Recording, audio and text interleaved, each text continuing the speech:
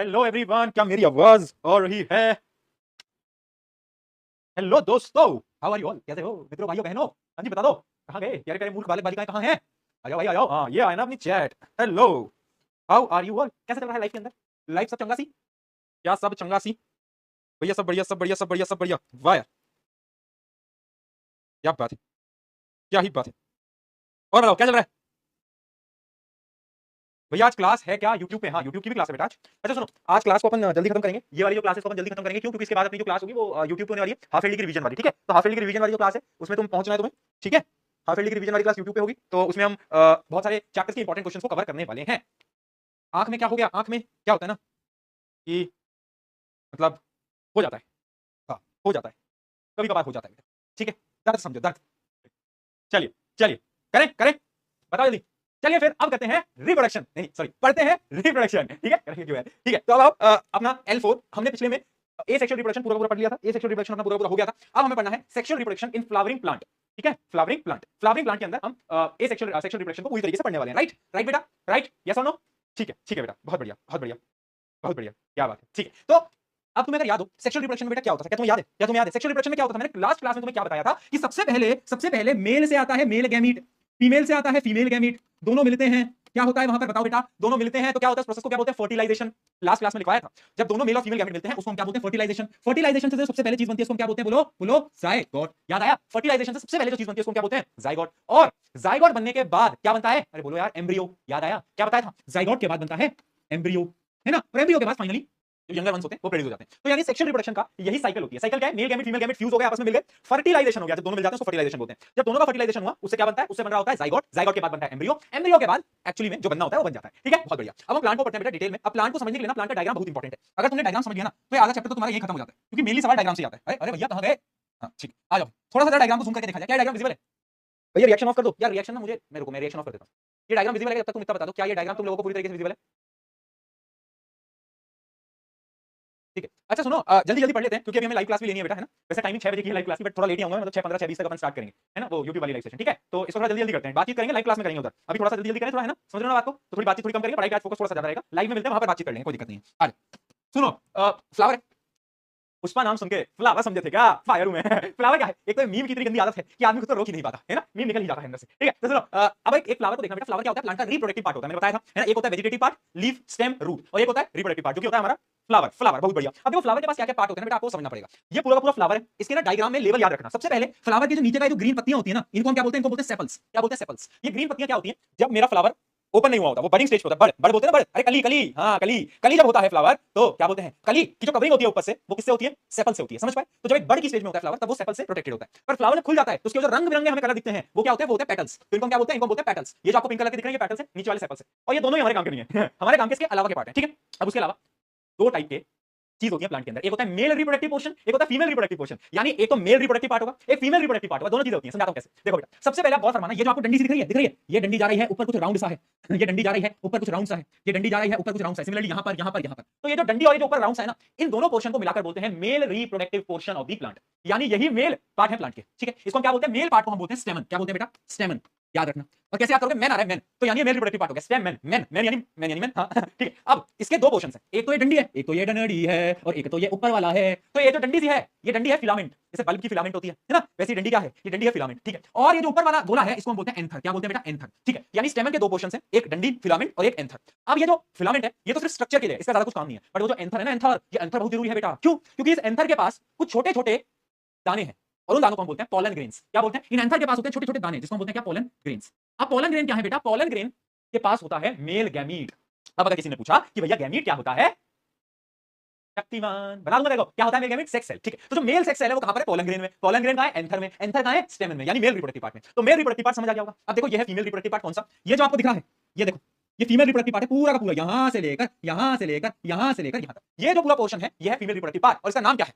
इसका नाम क्या है? देखो बेटा, female is very dangerous, one more thing is dangerous, that is pistol. Pistol तो यहाँ पर जो फीमेल रिप्रोडक्टिव पार्ट है इसको हम बोलते हैं पिस्टल, है ना बेटा? यूपी बिहार वालों, वो वाली पिस्टल नहीं है जो कि तुम्हारे घर में चल रही है, आस पड़ोस में चल रही है, नहीं बेटा, ये वो नहीं है। हाँ, तुमको एक ही पिस्टल पता है, ये पिस्टल है फीमेल रिप्रोडक्टिव पोर्शन। अब इसके तीन पार्ट है बेटा। कौन कौन से तीन पार्ट है ध्यान से समझना। सबसे पहला पार्ट है ऊपर वाला, ये जो तुम पार्ट देख पा रहे हो, इस पार्ट को हम क्या बोलते हैं? इस पार्ट को हम बोलते हैं स्टिग्मा। सिग्मा नहीं, सिग्मा वैसे तुम सिग्मा हो भी नहीं, याद रखना लाइन। क्या बोलो? आलू में आलू, फ्रिज में मिठाई, आलू में आलू, फ्रिज में मिठाई। तुम सब नहीं हो सिग्मा, तुम सब तो क्यूटी पाई, ठीक है। तो ये स्टिग्मा है बेटा, स्टिग्मा नहीं। तो स्टिग्मा ये ऊपर वाला सरफेस है। अब इसका नाम स्टिग्मा क्यों है? क्योंकि स्टिग्मा से मिलता जुलता एक और शब्द होता है जिसको बोलते हैं sticky. Sticky sticky sticky sticky, समझते? चिपचिपा चिपचिपा, स्टिकी स्टिकी स्टिकी स्टिकी, है ना? यस। तो जो स्टिग्मा है बेटा, ये बड़ा चिपचिपा सा एक सरफेस होता है, ठीक है। क्यों होता है आगे बात करेंगे। अब ये जो ट्यूब तुम देख पा रहे हो, ये जो पूरी की पूरी ट्यूब है यहां से लेकर यहां तक की, इस ट्यूब को हम बोलते हैं स्टाइल। स्टाइल, ठीक है, इसका स्टाइल। अब सबसे इंपॉर्टेंट पार्ट है ये जो गोला सा तुम्हें नीचे दिख रहा है, इसको हम बोलते हैं क्या? ओवरी। और ओवरी के अंदर एक छोटा सा एरिया होता है, ये जो तुम छोटा सा एरिया देख पा रहे हो, इसको हम बोलते हैं क्या? ओव्यूल। और ओव्यूल क्यों इंपॉर्टेंट है? क्योंकि ओव्यूल के अंदर ही फीमेल गैमेट होता है, यानी female sex cell are present in this ovule. इसके अंदर बेटा, इस ओव्यूल के अंदर फीमेल गैमेट प्रेजेंट है, ठीक है। स्टिकी कुछ और भी होता है क्या? मतलब क्या बोल रहे हो? स्टिकी क्या हो गया? कहां स्टिकी स्टिकी लेके जा रहे हो? क्या हो गया स्टिकी से? क्या वॉच अलग चलता है तुम्हारा यार? सुनो, इतना समझ में आया? सबसे पहले स्टिग्मा, फिर स्टाइल, फिर ओवरी। ओवरी के अंदर ओव्यूल, ओव्यूल के अंदर फीमेल गैमेट। इस पूरे पोर्शन को बोलते हैं पिस्टल। क्या ये दोनों पार्ट समझ आया बेटा? मेल पार्ट और फीमेल पार्ट? जल्दी बताओ। सबसे पहले अगर ये दोनों पार्ट तुम्हें क्लियर हो गए ना, तो एक बार चार्ट में मुझे पीके लिख के तो अभी बता दोगे। चलो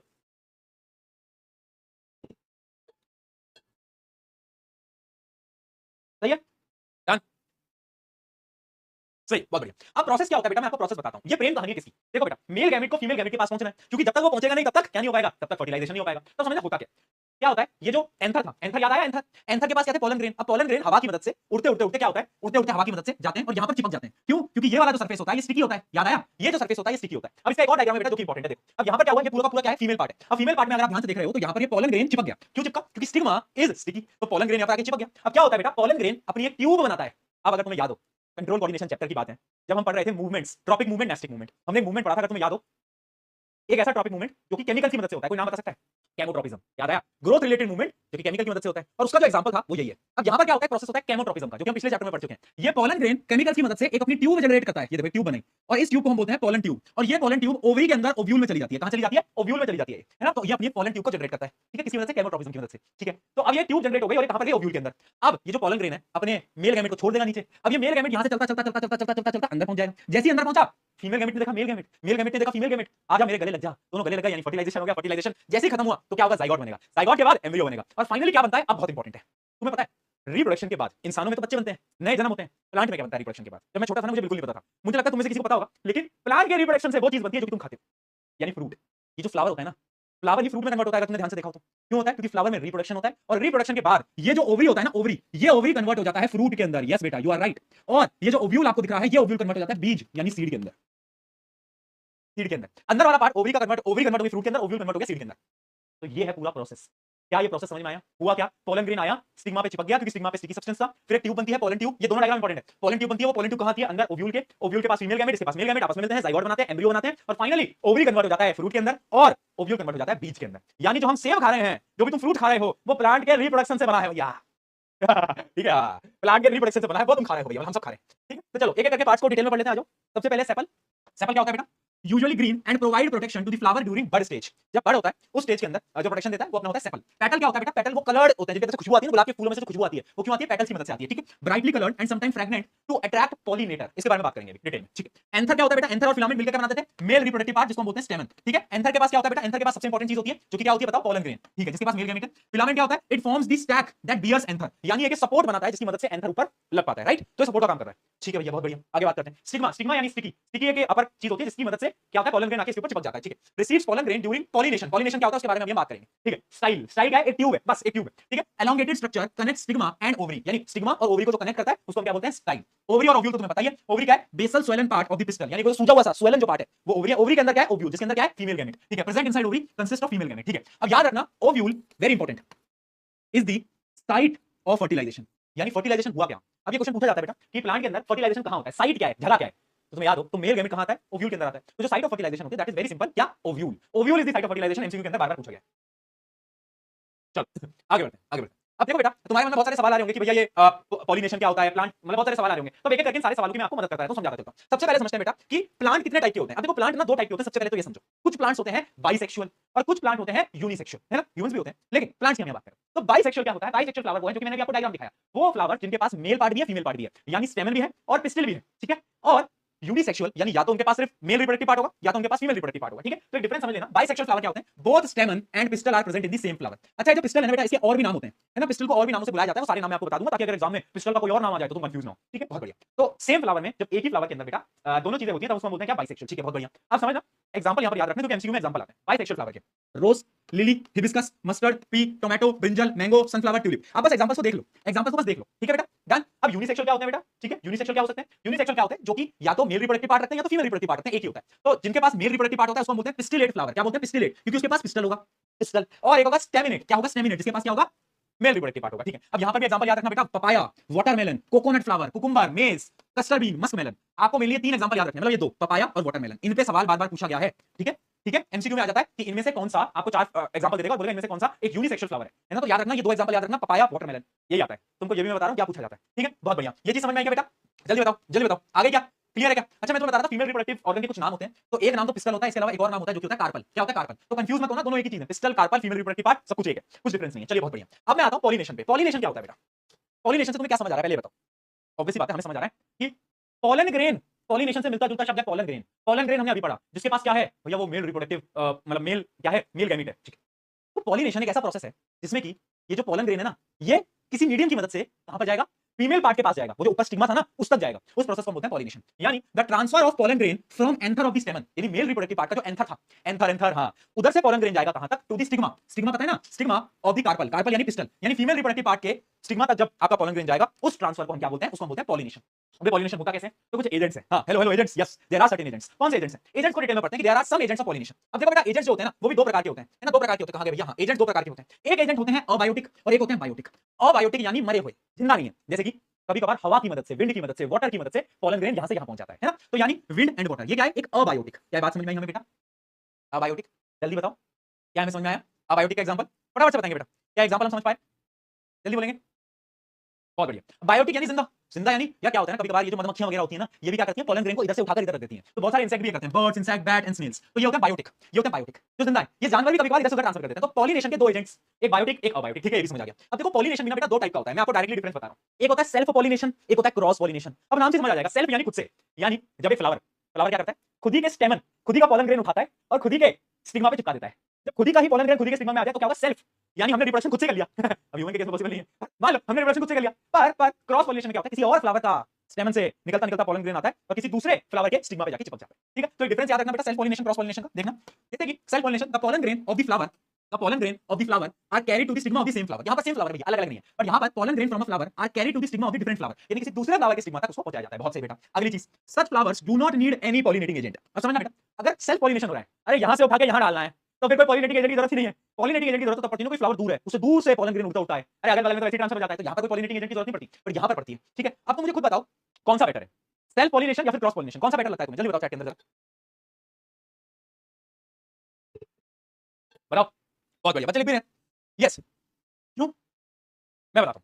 देखो यार, क्रॉस पॉलिनेशन ज्यादा बेटर है, क्यों, क्योंकि क्रॉस पॉलिनेशन में क्या होगा, एक मेल गैमीट है एक फीमेल गैमीट है, दोनों अलग अलग हैं, तो क्या होगा, ज्यादा वेरिएशन आएंगे, याद करो ज्यादा वेरिएशन आएंगे, और जब ज्यादा वेरिएशन आते हैं तो जो ऑर्गेनिज्म बनता है वो लंबे समय तक जी पाता है, वो ज्यादा एडेप्टेबल होता है। इस वजह से बोला जाता है कि self pollination is less preferable from the genetic point of view, since there is no mixing of genes. जबकि क्रॉस पॉलिनेशन में क्या होता है, दूसरे फ्लावर का मेल गैमीट आता है, तो उसमें अगर हम जेनेटिक पर्सपेक्टिव से देखें तो क्या होगा, ज्यादा वेरिएशन आएंगे, और जब ज्यादा वेरिएशन आएंगे तो जो ऑर्गेनिज्म बनेगा वो ज्यादा एडेप्टिव होगा। ये मैं आपको स्टार्टिंग में भी बता चुका हूं, ठीक है। Cross pollination there is more preferable the genetic point of view, since the new characters can be produced, नए नए कैरेक्टर्स आ जाते हैं। अब मुझे ये बताओ, सेल्फ पॉलिनेशन कौन सा फ्लावर करेगा, बाइसेक्सुअल या यूनिसेक्सुअल। ऑब्वियस सी बात है बेटा, self pollination can only be done by कौन, बाइसेक्सुअल, ठीक है।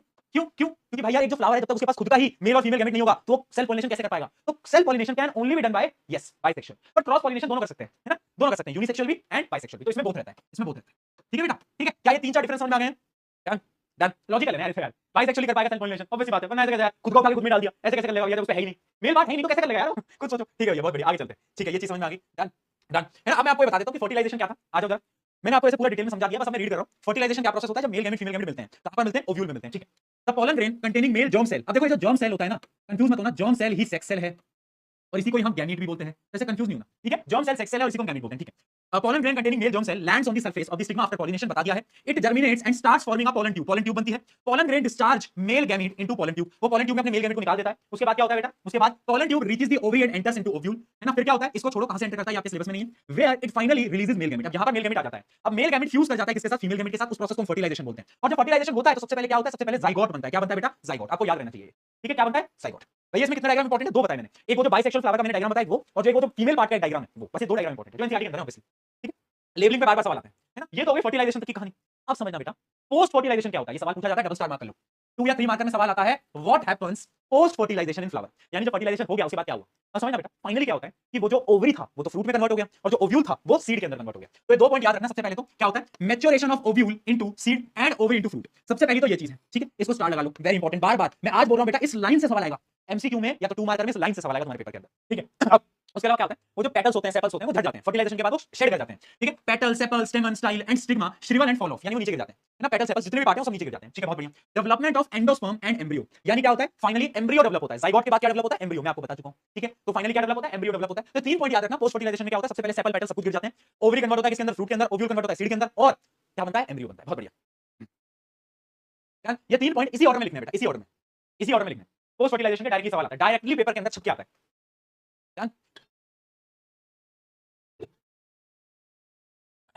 चलो यहां तक हो गया, क्लियर है, क्लियर है। चलो अब बात करते हैं, यहां पर प्लांट में एक टॉपिक और है जिसको हम बोलते हैं सीड। अब देखो वो जो ओव्यूल था वो सीड के अंदर कन्वर्ट हो गया, ठीक है। तो एक टॉपिक आता है सीड जर्मिनेशन, एक छोटा सा टॉपिक एनसीईआरटी के अंदर, सीड जर्मिनेशन। समझना बेटा, a seed is the final product of the sexual reproduction, यानी फाइनली क्या बन गया, सीड बन गया, ठीक है। Seed developments into embryo which then develops into seedlings under favourable condition. समझाता हूं। अब देखो जो ओव्यूल है वो सीड में कन्वर्ट हो गया, अब ये बीज है, अब इस बीज से हमें वापस से प्लांट उगाना है। तो जब जब उस बीज को फेवरेबल कंडीशन मिलती है ना, तो वही बीज किसमें कन्वर्ट होता है, वो बीज कन्वर्ट होता है एम्ब्रियो में, और एम्ब्रियो कन्वर्ट होता है किसके अंदर, सीडलिंग। सीडलिंग क्या होता है, वो जो बीज होता है जिसमें से छोटा सा ऐसा पौधा निकल रहा होता है, देखा है, ऐसे बीज होता है, उससे हल्का सा पौधा निकलता है, देखा है। जब तुम बीज को नीचे डाल देते हो मिट्टी में, तो अगर सही कंडीशन से मिलती है, न्यूट्रिशन मिलता है, तो छोटा सा पौधा निकल जाता है, इसको बोलते हैं सीडलिंग। क्या बोलते हैं, सीडलिंग, ठीक है। यानी वही सीड जो है हमें मिली है, उसको हम फेवरेबल कंडीशन देंगे तो पहले वो एम्ब्रियो में कन्वर्ट होगा, उसके बाद वो किसमें, सीडलिंग में कन्वर्ट होगा। अब देखो सीड का एक छोटा सा डायग्राम है, लेवलिंग पूछी जाती है, और इसके कुछ पार्ट्स हैं वो आपको याद करने पड़ेंगे। आ जाओ मैं आपको समझा देता हूं। सीड के कौन कौन से पार्ट है, 3 पार्ट है। एक पार्ट होता है सीड की कोटिंग, यानी इसको बोलते हैं सीड कोट। सीड की एक प्रोटेक्शन होती है। बीज जो होता है वो बहुत टफ होता है, देखा तुमने, बीज बहुत टफ होता है ना, है ना। बीज बहुत टफ होता है, तो उसकी प्रोटेक्टिव कवरिंग होती है। उसके अलावा एक पोर्शन होता है उसके बीच में जिसको बोलते हैं एम्ब्रियो, और एक उसके अंदर का पार्ट होता है जिसको बोलते हैं कॉटिलेडन। क्या बोलते हैं, कॉटिलेडन। डायग्राम से समझाता हूं, ये है बीज का डायग्राम जो एनसीईआरटी के अंदर गिवन है, देख सकते हो। ये बीज ऐसा दिखता है बेटा, है ना, ये बीज ऐसा दिखता है, ठीक है। ध्यान से देख लो इस बीज को, ठीक है ना, ये बीज ऐसा दिखता है। अब इस बीज को अगर बीच से काट के खोलेंगे तो हमें पता चलेगा इसके जो बाहर का एरिया है इसमें कवरिंग होती है, ये जो पूरी कवरिंग देख पा रहे हो, ये तो सीड कोट, या ये सीड सीड कोट, यानी एक सीड की कवरिंग। अब इसका ये वाला जो अंदर का पूरा एरिया है ना, इस पूरे एरिया को बोलते हैं क्या, इस पूरे एरिया को बोलते हैं कॉटिलेडन। और कॉटिलेडन का काम है बेटा फूड के स्टोरेज का। आज क्यों रहे हो भाई तुम, इसमें क्या डाल के, हैं? Seed, seed dark, dark seed, क्या डार्क सीड भाई, सीड में क्या डार्क दिख गया तुमको, तुम क्या हो रहा है भाई, हैं?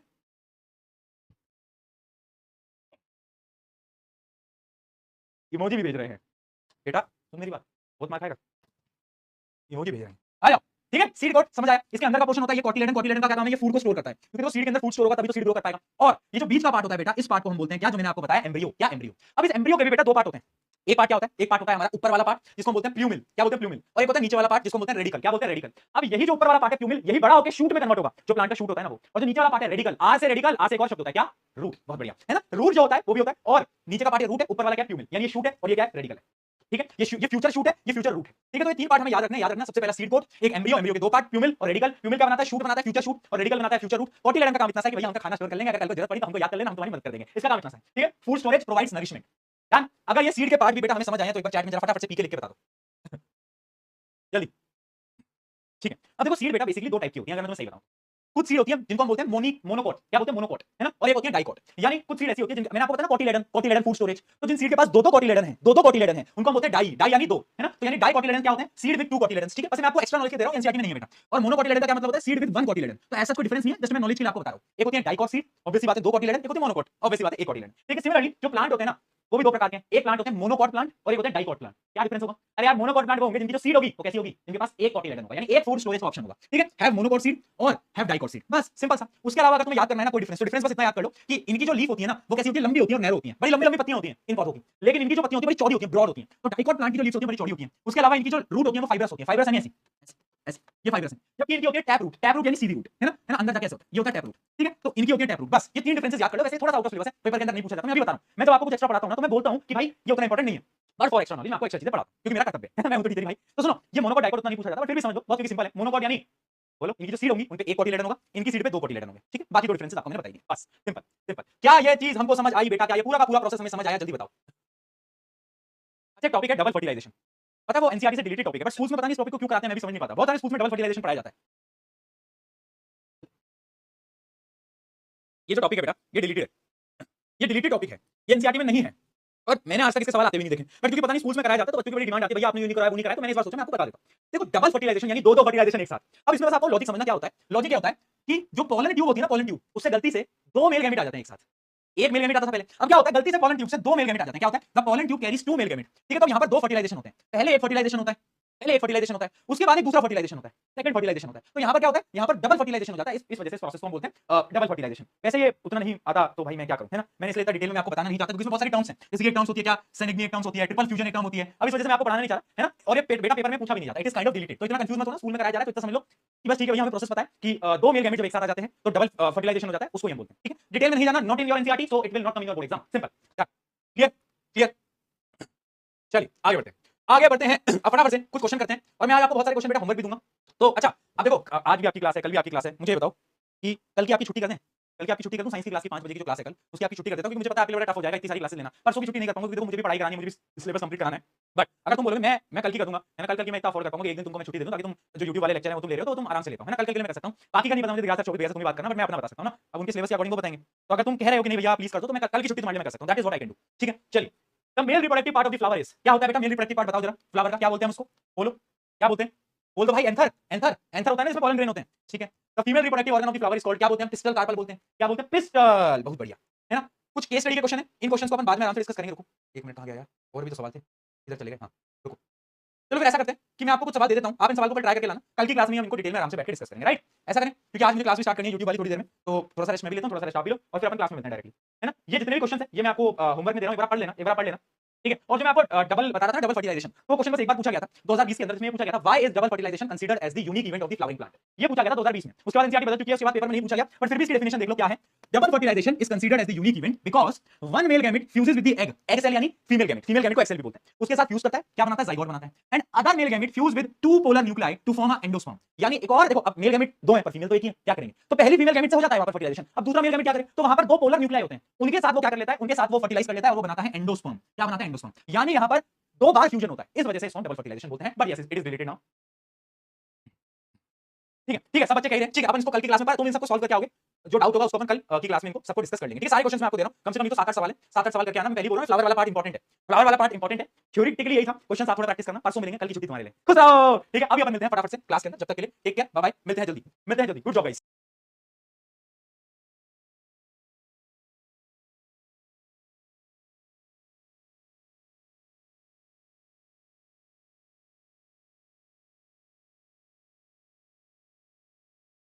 Hello everyone, hello everyone, hello hello hello hello hello hello hello hello, कैसे हो सभी, hello hello hello hello hello. माफी चाहेंगे थोड़ी देर के लिए, थोड़ी देर के लिए, है ना, माफी चाहेंगे थोड़ी देर के लिए। आप सबको ब्लैक स्क्रीन आ रही थी लाइव आने के बाद भी, तो इसलिए इसलिए एक बार वापस से लाइव बनाकर और अब जाके फाइनली चल पाया है ना।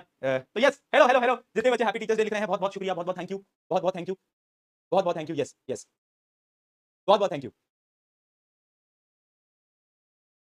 कितनी प्यारी प्यारी विशेष कर रहे हैं भाई, बहुत बहुत शुक्रिया, बहुत बहुत शुक्रिया, बहुत बहुत शुक्रिया।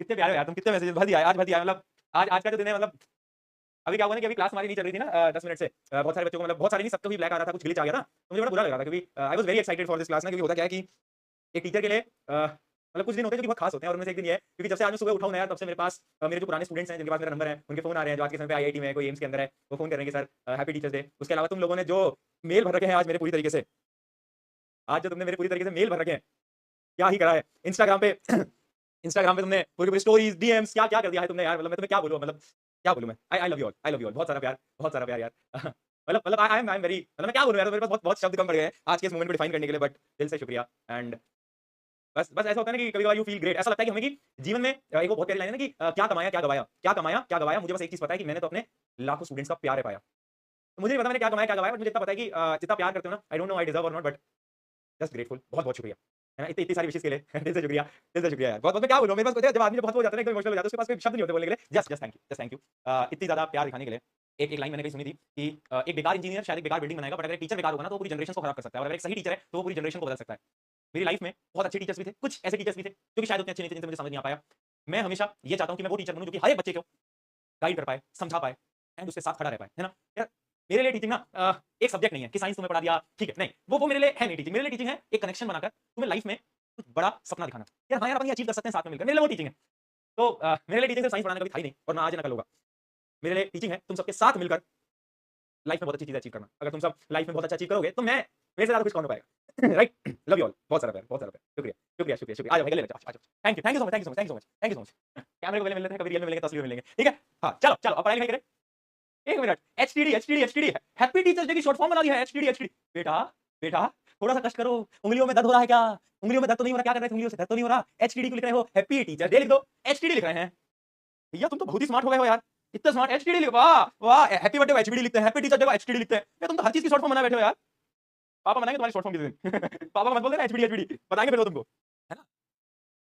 जब हमारे टीचर्स डे सेलिब्रेशन हुआ करता था ना, जैसे हमारे जो टीचर्स डे सेलिब्रेशन हुआ करता था ना बचपन में, उधर स्कूल के अंदर, तो उसमें एक लड़का होता था, असेंबली में ऐसे खड़े होता था और बोली बोलता था, good morning everyone, English teacher beautiful, English teacher beautiful, maths के टीचर सुपर कूल, मैथ्स के टीचर सुपर कूल। देखा तुमने? ऐसे ऐसे नहीं करते है ना, मैथ्स के टीचर सुपर कूल, देखा तुमने? तो ऐसे ऐसे मतलब वो शायरिया लाइनें ये सब सुनाया करते थे। तुम्हारे स्कूल में होता था क्या? हुआ तुम्हारे स्कूल में सेलिब्रेशन? नहीं सुना?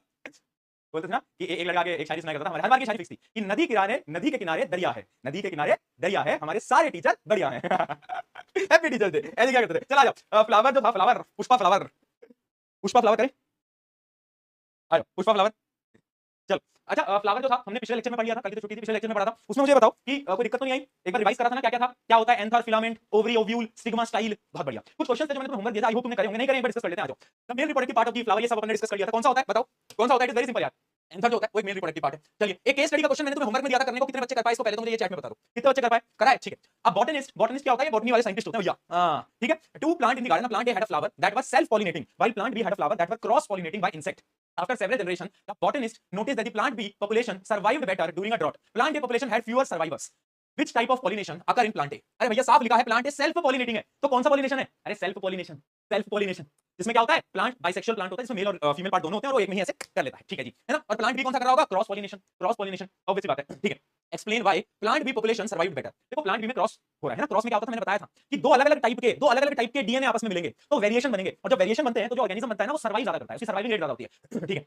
How does sexual reproduction contribute to survival of species? जो सेक्सुअल रिप्रोडक्शन होता है उसमें ज्यादा वेरिएशन बनते हैं, क्योंकि उसमें ज्यादा वेरिएशन बनते हैं तो जो ऑर्गेनिज्म आता है वो ज्यादा एडेप्टेबल होता है, और वो एडेप्टेबल होता है इसलिए वो सर्वाइव कर पाता है, ठीक है। Name the process that leads to formation of seed after pollination. Pollination के बाद क्या होता है? फर्टिलाइजेशन। याद आया? फर्टिलाइजेशन होता है। फर्टिलाइजेशन में क्या बनता है? बोलो फर्टिलाइजेशन में, फाइनली क्या होता है? ओवरी, ओवरी किसमें कन्वर्ट होता है? फ्रूट में, ओव्यूल सीड में। बहुत बढ़िया, ये सारी चीजें आई होप आपको पता होंगी। अगला क्वेश्चन देखते हैं, ये देखो ह्यूमन पढ़ा दो, ह्यूमन, वाह।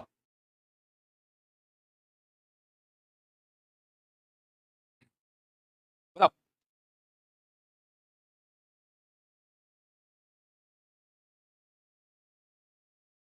बोलो जल्दी, क्या लग रहा है? हाँ बहुत बढ़िया। द स्टैक ऑफ स्टेमन, स्टेमन क्या होता है बेटा? ऑब्वियस सी बात है, स्टेमन क्या है? स्टेमन होता है क्या? मेल रिप्रोडक्टिव पार्ट, उसका जो स्टैक होता है, स्टैक जिसमें एंथर होता है, उसको हम क्या बोलते हैं? उसको बोलते हैं फिलामेंट, फिलामेंट के ऊपर एंथर होता है, ठीक है जी। आगे बढ़ते हैं। Which part of the carpel, carpel क्या था भैया? पिस्टल, पिस्टल कार्पल, एक ही चीज है, female reproductive part. Develops into fruit, fruit में कौन कन्वर्ट होता है? Ovary, ovary. चलो भैया असर्शन रीजनिंग देखें। Anther produces pollen grain, okay जी। Pollen grain contain male gamete, क्या ये पहली स्टेटमेंट सही है? क्या एंथर में पोलन ग्रेन था? हाँ था, ट्रू लिख दो भैया। Pollen grain contain male gamete, क्या ये भी सही है? बट क्या ये इसका सही रीजन है बेटा? क्या लगता है, क्या इसका सही रीजन है? क्या लगता है बताओ जल्दी,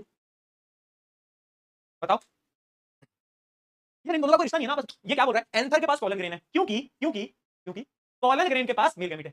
तो क्या कोई रिश्ता बन रहा है? दिमाग लगाओ, दिमाग लगाओ, सोच सोच, दिमाग लगाने वाला क्वेश्चन भैया, ऐसे नहीं होता। असर्शन रीजनिंग में सबसे मुश्किल होता है ए और बी ऑप्शन में से सही ऑप्शन ढूंढना। अगर जो बच्चा उसको ढूंढ देगा ना तो उसका आधा काम तो बेटा वहीं खत्म हो जाएगा। क्या लगता है?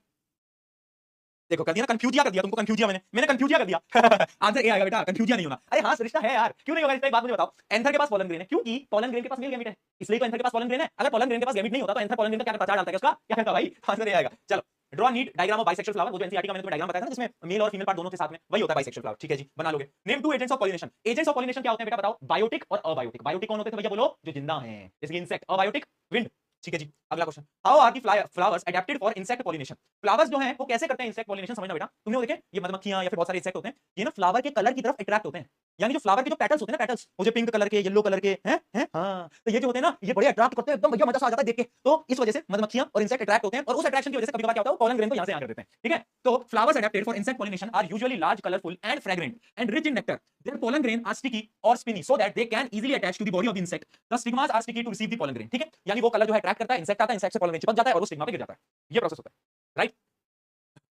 Which type of called ESR, last में बोल लेंगे, पक्का पक्का पक्का। Which type of pollination occur in males? देखो अगर तुम्हें याद हो मैंने एग्जांपल लिखवाए थे, है ना, एग्जांपल लिखवाए थे किसके? बाइसेक्सुअल के और किसके?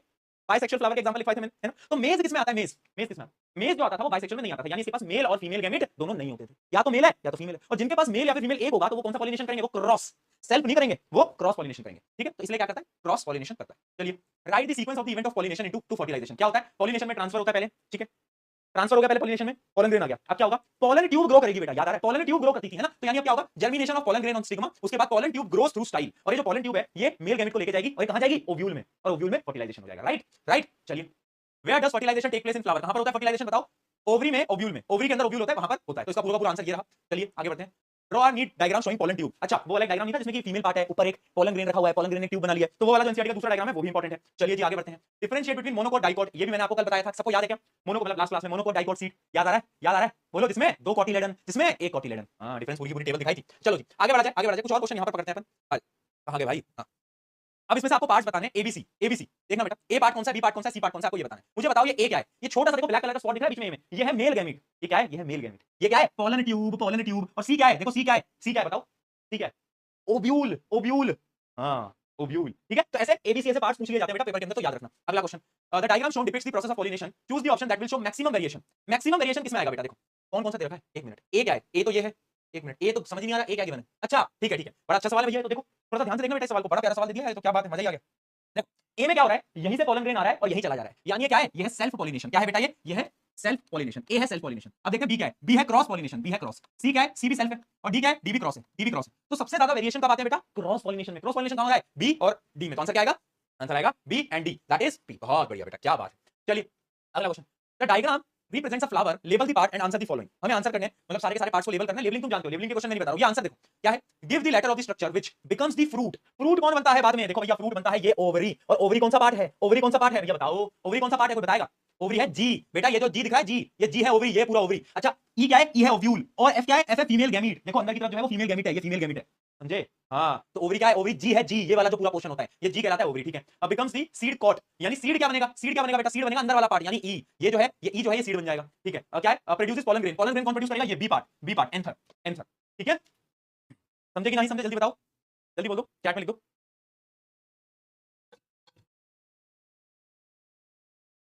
ठीक है जी, ओके जी, ओके जी। समझ आ रहा है जी? मजा आ रहा है जी? नहीं मजा तो क्यों आएगा तुमको? तुमको तो मजा आ रहा है। चलो let us start reproduction in human being. अब करते हैं रिप्रोडक्शन इन ह्यूमन बीइंग। चलो चलो, देखो देखो देखो, खुश हो गए, चेहरे पे मुस्कुराहट आ गई। चलो यार, और सुन मेरी बात, मैं बेटा बहुत मारूंगा, और सुन लो आपन में यार भाई, तुम हंसी मजाक मत करना, हंसी मजाक मत करना, प्लीज बढ़ा लेने देना, प्लीज बढ़ा लेने देना दोस्त भाई, प्लीज हंसी मजाक मत करना। मैं हाथ जोड़ू तुम्हारे, मैं हाथ जोड़ू, प्लीज परेशान मत करना, बढ़ा लेने देना, वरना मैं बहुत परेशान हो जाऊंगा। तुम मुझे हंसाते रहोगे, मुझे भी हंसी आएगी। तो इसमें प्लीज प्लीज दोस्तों थोड़ा सा कोऑर्डिनेट करेंगे अपन आपस में, है ना? मजाक मस्ती करेंगे बट लिमिटेड करेंगे। लिमिटेड करेंगे, ठीक है? चलो आया आ जाओ, चलो let us start reproduction in human being. देखो सबसे पहले ह्यूमन कैसे करते हैं? सेक्सुअल मोड ऑफ रिप्रोडक्शन करते हैं, ऑब्वियस बात है, मालूम है, वो तो हमें पता ही है, इतना तो हमको मालूम है, क्या समझ रहे हो? हां, तो देखो अब मेल गैमीट होता है, मेल गैमीट यानी मेल सेक्स सेल, उसका नाम क्या होता है? कोई बताएगा? उसका नाम क्या होता है? कोई बता पाएगा? उसका नाम होता है स्पर्म सेल। ये मेल में होता है।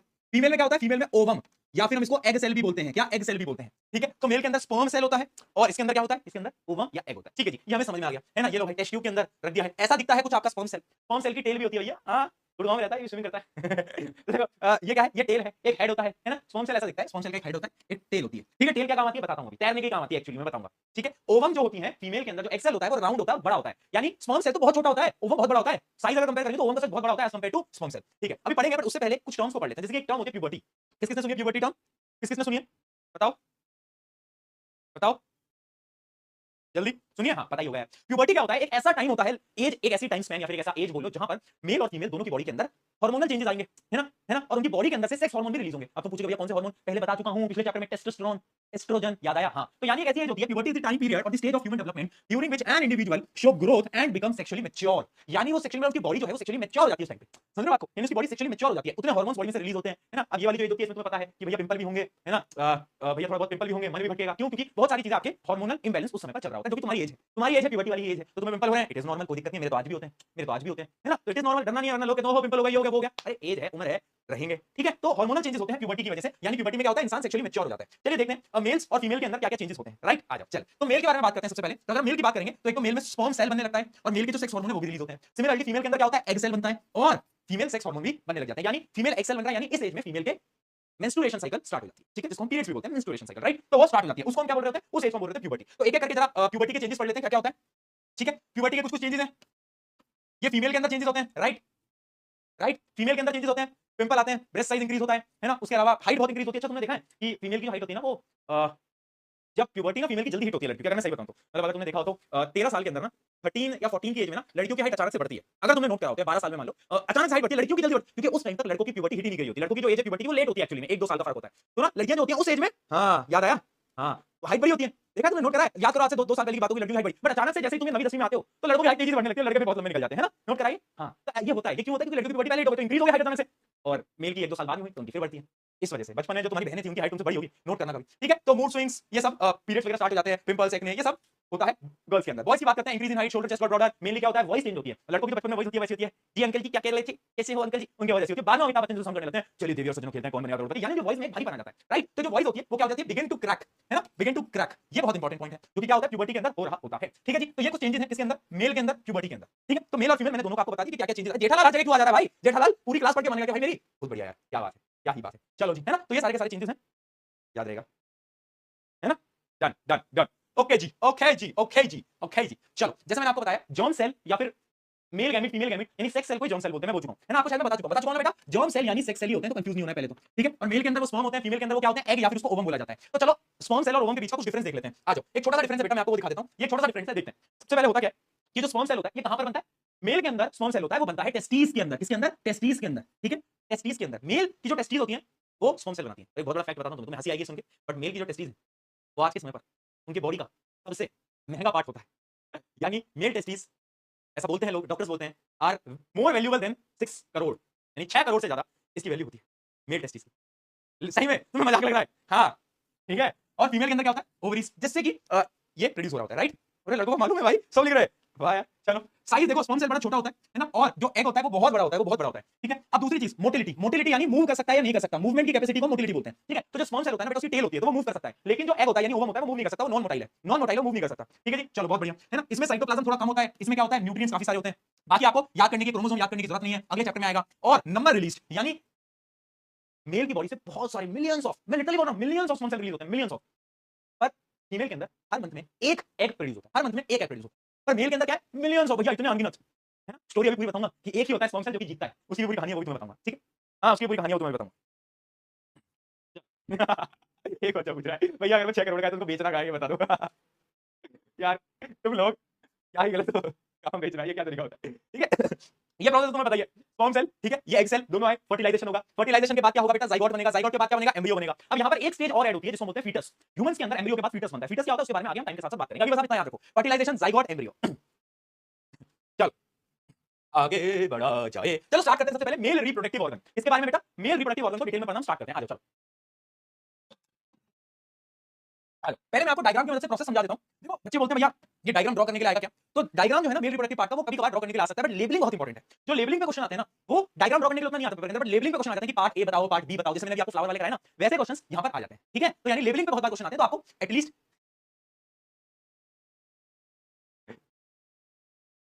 लड़के चीटिंग कर लेंगे, ये क्या होता है भाई, ये क्या, तो मेरे को तो पढ़ाने दे दो भैया प्लीज, प्लीज प्लीज दोस्तों, प्लीज दोस्तों मैं हाथ जोड़ता हूं तुमसे, मैं हाथ जोड़ता हूं प्लीज, ठीक है। आ जाओ आ जाओ, चलो नीचे स्टार्ट करते हैं सबसे पहले, ठीक है। सबसे पहले मेल के पास जो सबसे इंपॉर्टेंट चीज है जो कि मैंने अभी बताई, वैल्यूज के अंदर भी तुम्हें बताया, वो है testis, right. So these are the testis, ये जो तुम देख पा रहे हो ये है टेस्टिस, ठीक है। अब ये टेस्टिस का काम क्या है सबसे पहले समझो, टेस्टिस दो चीजों को निकालती है, दो चीजों को सेक्रेट करती है। पहला स्पर्म सेल, ऑब्वियस सी बात है, और एक और चीज टेस्टिस बनाती है, अगर तुम्हें याद हो तो जो टेस्टोस्टेरोन होता है, टेस्टोस्टेरोन, हां टेस्टोस्टेरोन भी कौन बनाता है, टेस्टोस्टेरोन भी तो भैया यही बनाता था, याद आ गया, हां मेल हार्मोन टेस्टोस्टेरोन, हां तो वो ये बनाता है, यानी इसके दो काम है, हार्मोन बनाना और स्पर्म सेल बनाना। अब आते हैं आगे, अब आते हैं आगे। अब ना ये एक मसल के अंदर होता है, ये एक मसल होता है, देखो मस्कुलर ओपनिंग होती है जिसके अंदर ये टेस्टिस होती है, ठीक है, जिसके अंदर ये टेस्टिस होती है, और उस मसल की लेयरिंग को हम बोलते हैं स्क्रोटम, क्या बोलते हैं बेटा, स्क्रोटम, ठीक है, स्क्रोटम, राइट राइट। हाँ तो ये क्या है, स्क्रोटम, ये जो पूरी तुम्हें कवरिंग दिख रही है मसल की, स्क्रोटम। अब स्क्रोटम जो होता है ना, तुम समझना मेरी बात बेटा, स्क्रोटम मेल के अंदर बॉडी से बाहर होता है, बॉडी के अंदर भी हो सकता था, बट बॉडी के बाहर क्यों, बताओ, बॉडी के बाहर, बॉडी के अंदर भी हो सकता था ना भाई, उसमें क्या दिक्कत थी, बहुत सारे ऑर्गन्स हमारी बॉडी के अंदर है, तो ये बाहर ही क्यों होता है, हमारे टेस्टिस बाहर ही क्यों होते हैं बॉडी के, बताओ, मैं बताता हूं क्यों।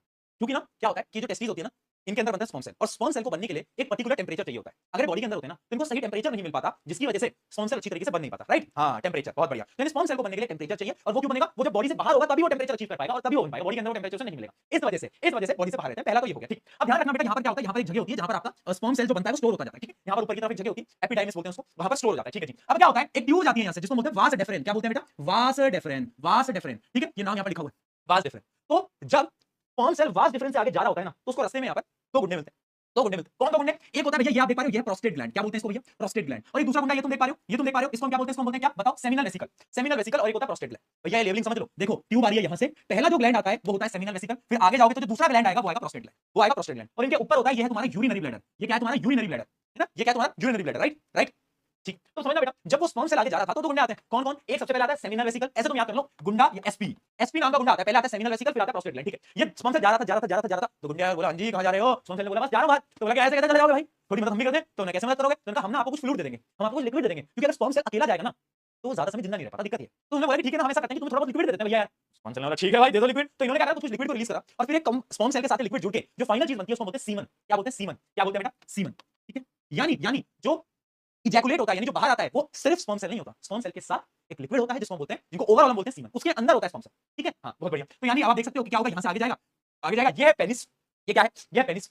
बात समझ में? ये पेनिस है, बहुत बढ़िया। अब ये आप देख सकते हो, ये जो ओपनिंग है ना, ये किसकी ओपनिंग है? ये बीच में आप देखो, ये है किसकी? यूरेथ्रा की ओपनिंग। अच्छा एक चीज है कि जहां से आप यूरिनेट करते हो, यूरिनेट तुम्हें याद होगा, जब हमने पढ़ा था किडनी, किडनी याद आया, यूरिनरी ब्लैडर, और यूरेथ्रा की मदद से आप यूरिन को बाहर निकाल देते हो, राइट? तो अब आपको ये समझना पड़ेगा कि जहां से आप यूरिनेट करते हो, यूरेथ्रा, वहीं से ही स्पर्म सेल भी बाहर आता है। ओपनिंग एक ही है, ओपनिंग है, कोई डिफरेंट ओपनिंग नहीं। समझ पाए? समझ पाए? ठीक है, बहुत बढ़िया। यानी ये है क्या? ये है यूरेथ्रा, और यूरेथ्रा में क्या होता है, यहां से स्पर्म सेल मतलब सीमन, अब तो सीमन बन गया ना भैया, अब वो सीमन जो होता है वो बाहर निकल जाता है ना, बाहर निकल जाता है, राइट राइट। तो यानी इस पूरे प्रोसेस में क्या हुआ, स्पर्म सेल यहां बना, बीच में वो सीमन के अंदर कन्वर्ट हो गया, और लास्ट में वो यूरेथ्रा की ओपनिंग से निकल गया। क्या ये बात में समझ में? जल्दी बताओ, क्या बात में समझ में आई? जल्दी, राइट। ये यू व्यू मत किया करो तुम यार, तुम एक मैं बायोलॉजी पढ़ा रहा हूं, यू व्यू मत किया करो, ये तुम एक दो समझ रहे हो बात को, समझ रहे हो बात को? तो तुम्हें ऐसा लग रहा है कि मैं इधर उधर की बातें करके नहीं पढ़ूंगा कि हो बच्चों ये तो तुम खुद पढ़ लेना, हाँ, हाँ। चप्पल खा जाएगा, समझ रहे हो बात को? शांति से बैठ जा और पढ़ ले। इसका प्रैक्टिकल कब होगा? आ रहा हूं बेटा, तेरे घर आ रहा हूं ना अभी, मार खा जाएगा, चुप हो जाओ, पढ़ ले चुपचाप। देखो अब एक एक करके ऑर्गन को डिटेल में पढ़ते हैं, क्योंकि यहां से बहुत बार सवाल आते हैं। जैसे सबसे पहला ऑर्गन क्या था हमारे लिए? Testis one the most important, ये सबसे इंपोर्टेंट है बेटा, है ना? लड़कों, अब तुम्हें अपनी टेस्टिस की वैल्यू पता चल गई है तो थोड़ी इज्जत किया करो, है ना? वरना आपस में तुम एक दूसरे को मारते रहते हो।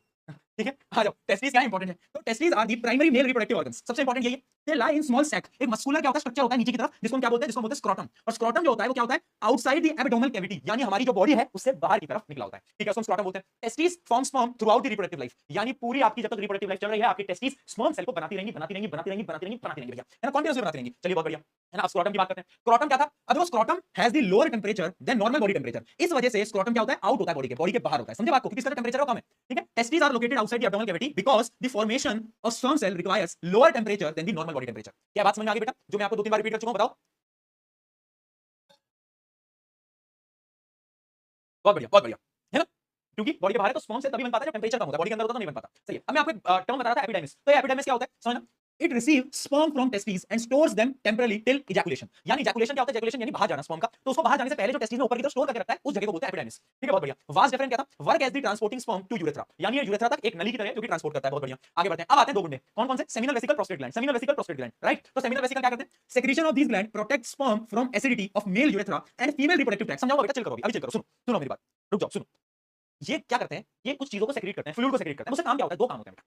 पहला काम मैं आपको बताता हूं। पहला काम क्या है कि ये स्पर्म सेल कहां जाएगा? फीमेल में जाएगा, ऑब्वियस सी बात है ना? तो जो फीमेल का जो ट्रैक होता है ना वो बहुत एसिडिक होता है, तो स्पर्म सेल अगर अकेला जाएगा तो मर जाएगा। समझो, अगर मैं अकेला गया तो भैया मैं तो मारा जाऊंगा, तो मैं बॉडीगार्ड को लेकर जा रहा हूं ताकि मैं जिंदा रह जाऊं। तो सबसे पहला काम तो क्या है? ये फ्लूइड इसलिए मिल रहे हैं ताकि to protect sperm from acidity of male urethra and female reproductive tract, यानी जो फीमेल पार्ट में जब वो जाएगा तो जो एसिडिक एनवायरनमेंट उसे मिलेगा उसे प्रोटेक्ट करने के लिए। पहला रीजन तो इसका ये है, पॉइंट नंबर 1। ठीक है, दूसरा रीजन देखते हैं। Secretion also increases sperm motility, ये है सेकंड रीजन। यानी जब ये लिक्विड स्पर्म सेल में जाता है ना तो अब वो स्पर्म सेल इजीली मूव कर सकता है, यानी वो और मोटाइल हो गया, मोटाइल यानी मूव कर सकता है ना? तो एक तो इंक्रीज मोटिलिटी, दूसरा क्या? प्रोटेक्ट करता है एसिडिक एनवायरनमेंट से। ये दो इसके इंपॉर्टेंट काम है, राइट? समझ आया क्या? समझ आया? डन, बहुत बढ़िया। Secretion of these various gland and sperm collectively forms the semen. हम क्या बोलते हैं लास्ट में इसको? हम इसको बोलते हैं सीमन। ठीक है, तो जो तुम इजैकुलेट करते हो वो स्पर्म सेल नहीं है, लोग बोलते हैं स्पर्म सेल नहीं, वो सीमन होता है, सीमन। उसके अंदर बहुत सारे फ्लूइड मिले होते हैं भैया, वो अकेले इकलौता नहीं है, वो इकलौता नहीं है। ठीक है, हां चलो चल, ठीक है। उसके अलावा ऊपर की तरफ ब्लैडर था, ब्लैडर का काम तुम्हें पता है, यूरिन को स्टोर करना। यूरेथ्रा क्या है? एक कंबाइन ओपनिंग है जिससे कि स्पर्म भी जाता है, यूरिन भी यहीं से जाता है। तो ये एक क्या है? ये सेम ओपनिंग है। ठीक है, ये सेम ओपनिंग है। और एक आ जाता है पेनिस। पेनिस क्या है? पेनिस क्या है? Deposits sperm inside the vagina, it also dispossess urine, यानी यूरिन को बाहर निकालना या फिर स्पर्म सेल को वेजाइना तक पहुंचाना, वो है पेनिस का काम, राइट? क्या चीज क्लियर है? पेनिस क्या होता है बेटा? इतने बोले मत बनो यार, तेरे को भी पता है, मुझे भी पता है, तो पढ़ ले फिर सीधा सीधा, है ना? मजे के चक्कर में इतने बोले मत बनो, मैं तुम्हें जानता हूं ना। आ जाओ, चल आगे बढ़। डन डन, क्या ये चीज हमें समझ आई? क्या प्रोसेस हमें समझ आया बेटा? ये था मेल रिप्रोडक्टिव पार्ट, जो बड़ा सिंपल सा था, बड़ा छोटा सा था। मेल तो वैसे भी सिंपल ही होते हैं, फीमेल वाला जो पार्ट है वो थोड़ा कॉम्प्लिकेटेड है, फीमेल कॉम्प्लिकेटेड होती है। तो अब वो जो पार्ट है वो थोड़ा इंपॉर्टेंट है अपने लिए, राइट? राइट, ठीक है, ठीक है ना? तो ये पूरा का पूरा प्रोसेस था। आई होप आप याद रखोगे, अब आप याद रखोगे। ठीक है, कुछ क्वेश्चन मैं आपको दूंगा होमवर्क के लिए बेटा, बट उससे पहले ना मैं आपको फीमेल का भी थोड़ा सा पार्ट समझाना चाहता हूं आज, ताकि कल की क्लास में आपको थोड़ा समझ आ जाए। देखो, ये होता है फीमेल रिप्रोडक्टिव ऑर्गन, वो मेल था, ये फीमेल है। यहां पर भी लेबलिंग पे सवाल आते हैं, वैसे तो इसका डायग्राम तुम ड्रॉ भी कर सकते हो, बहुत इजी है, इसमें कुछ हैवी नहीं डायग्राम ड्रॉ करने के लिए, बट चीजें कॉम्प्लिकेटेड है थोड़ी सी, ध्यान से एक बार समझ लो। समझ लो मैं आपको क्या समझाना चाह रहा हूं बस, ठीक है? मैं क्या समझाना चाह रहा हूं कि ये होती है वेजाइना, फीमेल की वेजाइना, जहां पे कौन आया था, पेनिस आया था, पेनिस वेजाइना के अंदर आया था, ठीक है। तो ये ओपनिंग है जिसमें कि क्या आया था, पेनिस वेजाइना। चैट बंद कर दूंगा बेटा, पढ़ ले, ठीक है। हाँ बहुत बढ़िया, बहुत बढ़िया, पढ़ लो, ठीक है। तो अब इसके अंदर आया था और इसने यहाँ पर क्या करा था, सीमन को इजैकुलेट कर दिया था, यानी यहाँ पर छोड़ दिया था, ठीक है। अब ये सीमन अंदर जाता है, एक बीच की लाइनिंग होती है बेटा, जिसको हम सर्विक्स बोलते हैं, ये बीच की एक मस्कुलर लाइनिंग होती है, ठीक है। एक मस्कुलर लाइनिंग होती है, ये ब्रेक होती है और उसके बाद क्या होता है, जो सीमन होता है वो अंदर जाने लगता है। अब ये जो तुम्हें ट्रायंगल सा दिख रहा है, वी शेप दिख रही है, इसको हम बोलते हैं यूट्रस। क्या बोलते हैं बेटा, यूट्रस। क्या बोलते हैं, यूट्रस, राइट, इसको बोल रहे हैं यूट्रस। अब क्या होता है कि वो सीमन जाता जाता है, उसके पास दो ऑप्शन है, यहाँ जाए या यहाँ जाए। अब तुम्हें पता है बहुत सारे स्पर्म सेल होते हैं, कुछ यहाँ जाते हैं, कुछ यहाँ जाते हैं, और सबसे शॉक की बात मैं तुम्हें बताऊं, females only produce 1 egg cell every month, यानी हर महीने एक एक्सेल आएगा। अब यहाँ दिक्कत वाली बात ये है, या तो वो एक्सेल यहाँ होगा या तो यहाँ होगा। तो जो आधे स्पर्म सेल जो यहाँ गए थे, मान लो यहाँ नहीं है, उनके साथ तो मोह हो गया, उनके साथ तो मोह हो गया, है ना, गए भैया। यहाँ भी इतना कंपटीशन, हमें लगा था जेई नीट में कंपटीशन है, असली कंपटीशन में तुम्हें याद दिखाता हूँ। देखो आधों के साथ तो मोह हो गया पहले, फिर भी बहुत बचे, लाखों लाखों स्पर्म सेल बचे। अब वो लाखों स्पर्म सेल बचे जो कि यहाँ आ रहे हैं, लाखों स्पर्म सेल अभी बच गए, ठीक है। अब देखना बेटा, लाखों स्पर्म सेल इधर आएंगे। अब ये वाली ट्यूब होती है, इसको बोलते हैं क्या, फैलोपियन ट्यूब, फैलोपियन ट्यूब, या फिर हमको ओविडक्ट भी बोलते हैं। क्या बोलते हैं बेटा, ओविडक्ट, ओविडक्ट, ओविडक्ट, ठीक है। अब इस ओविडक्ट के एंड में जुड़ा होता है क्या, जुड़ा होता है ओवरी, और ओवरी के अंदर क्या होता है, एक्सेल, ओवरी के अंदर होता है एक्सेल, ठीक है। अब यहाँ पर एक्सेल एक्चुअली में प्रोड्यूस हुआ था उस मंथ में, ठीक है। तो यहाँ पर आ गए कुछ लाखों स्पर्म सेल्स। अब वो लाखों स्पर्म सेल्स रेस लगाएंगे कि कौन सबसे पहले जाएगा और फीमेल एग के साथ फर्टिलाइज कर लेगा। यानी यहाँ पर जो रेस है बेटा वो मिलियंस में है, millions of sperm cell enter करते हैं, आधों का तो मुंह में हो जाता है, और आधे जो बचते हैं उनके साथ क्या होता है, वो मिलियंस में रेस लगाते हैं, और उनमें से एक लौता होता है जो कि जीतता है और वो फर्टिलाइज होता है। यहाँ पर जाकर फर्टिलाइजेशन होता है, एक एक देख रहे हो बेटा। हाँ, और वो इकलौते तुम थे, तभी तो तुम पैदा हुए, तभी तो तुम प्रोड्यूस हुए, वो इकलौते तुम थे बेटा, तब जाके तुम प्रोड्यूस हुए, वो मैं था जो मैं प्रोड्यूस हुआ, समझे बात को। हाँ, तो इफ यू फील, अगर तुम्हें कभी भी लगे कि तुम्हारी लाइफ में तुम एकदम नाकारे हो, कुछ नहीं हो, याद रखना तुम वो स्पर्म सेल थे जो कि मिलियन में से रेस जीता था, इस बात को याद रखना हमेशा, ठीक है। हाँ बहुत बढ़िया, ये है, ये सच्चाई है, तुम्हें मजाक लग रहा है। ठीक है। तो ये पूरा का पूरा क्या है, प्रोसेस है, क्या चीज समझ में आ गई, ऐसे जाता है। अब यहाँ पर होता है फर्टिलाइजेशन, आगे क्या होता है, आगे के बारे में हम कल डिस्कस करेंगे, है ना, इसको हम डिटेल में कल पढ़ेंगे। अभी के लिए मुझे बस तुम्हें प्रोसेस बताना था डिटेल के अंदर। चलो मैं कुछ होमवर्क देके जा रहा हूं बेटा, 10-15 सवाल है जो कि मेल रिप्रोडक्टिव के हैं, मेल रिप्रोडक्टिव के कुछ 10-15 सवाल है बेटा, है ना। तो एक बार रीड करके आना, कल डिस्कस भी कर लेंगे, रीड करके आना, जैसे what is the function of testis, ये सारे के सारे एक बार रीड करके आना। कल का क्या होगा ना, पक्का प्रॉमिस कर दो, प्रॉमिस कर दो। तो ऐसे कुछ 10 सवाल है मेल रिप्रोडक्टिव के 10 सवाल जो कि हमें कल डिस्कस करने, तो अपन कल करेंगे। चलिए अब कल करेंगे आगे की क्लास, क्योंकि अभी हमारा एक सेशन भी है, अभी हमारा एक सेशन भी है, ठीक है, ठीक है। अभी हमारा एक सेशन भी है YouTube पे, टीचर्स डे सेलिब्रेशन। अभी आ जाओ YouTube पे, थोड़ी देर मजे मस्ती करेंगे, आधे घंटे बहुत मजे करेंगे। आ जाओ, एक बड़ा फन सेशन होने वाला है अभी, ठीक है, ठीक है। तो तुम जो कह रहे हो विराज सर से बात करा दो, अभी आ जाओ ना, वहां पे आ जाओ, वहां कर लेंगे बात। रुको यार, तुम लोगों को मैंने वादा कर दिया था एक बार बात कराई दूं।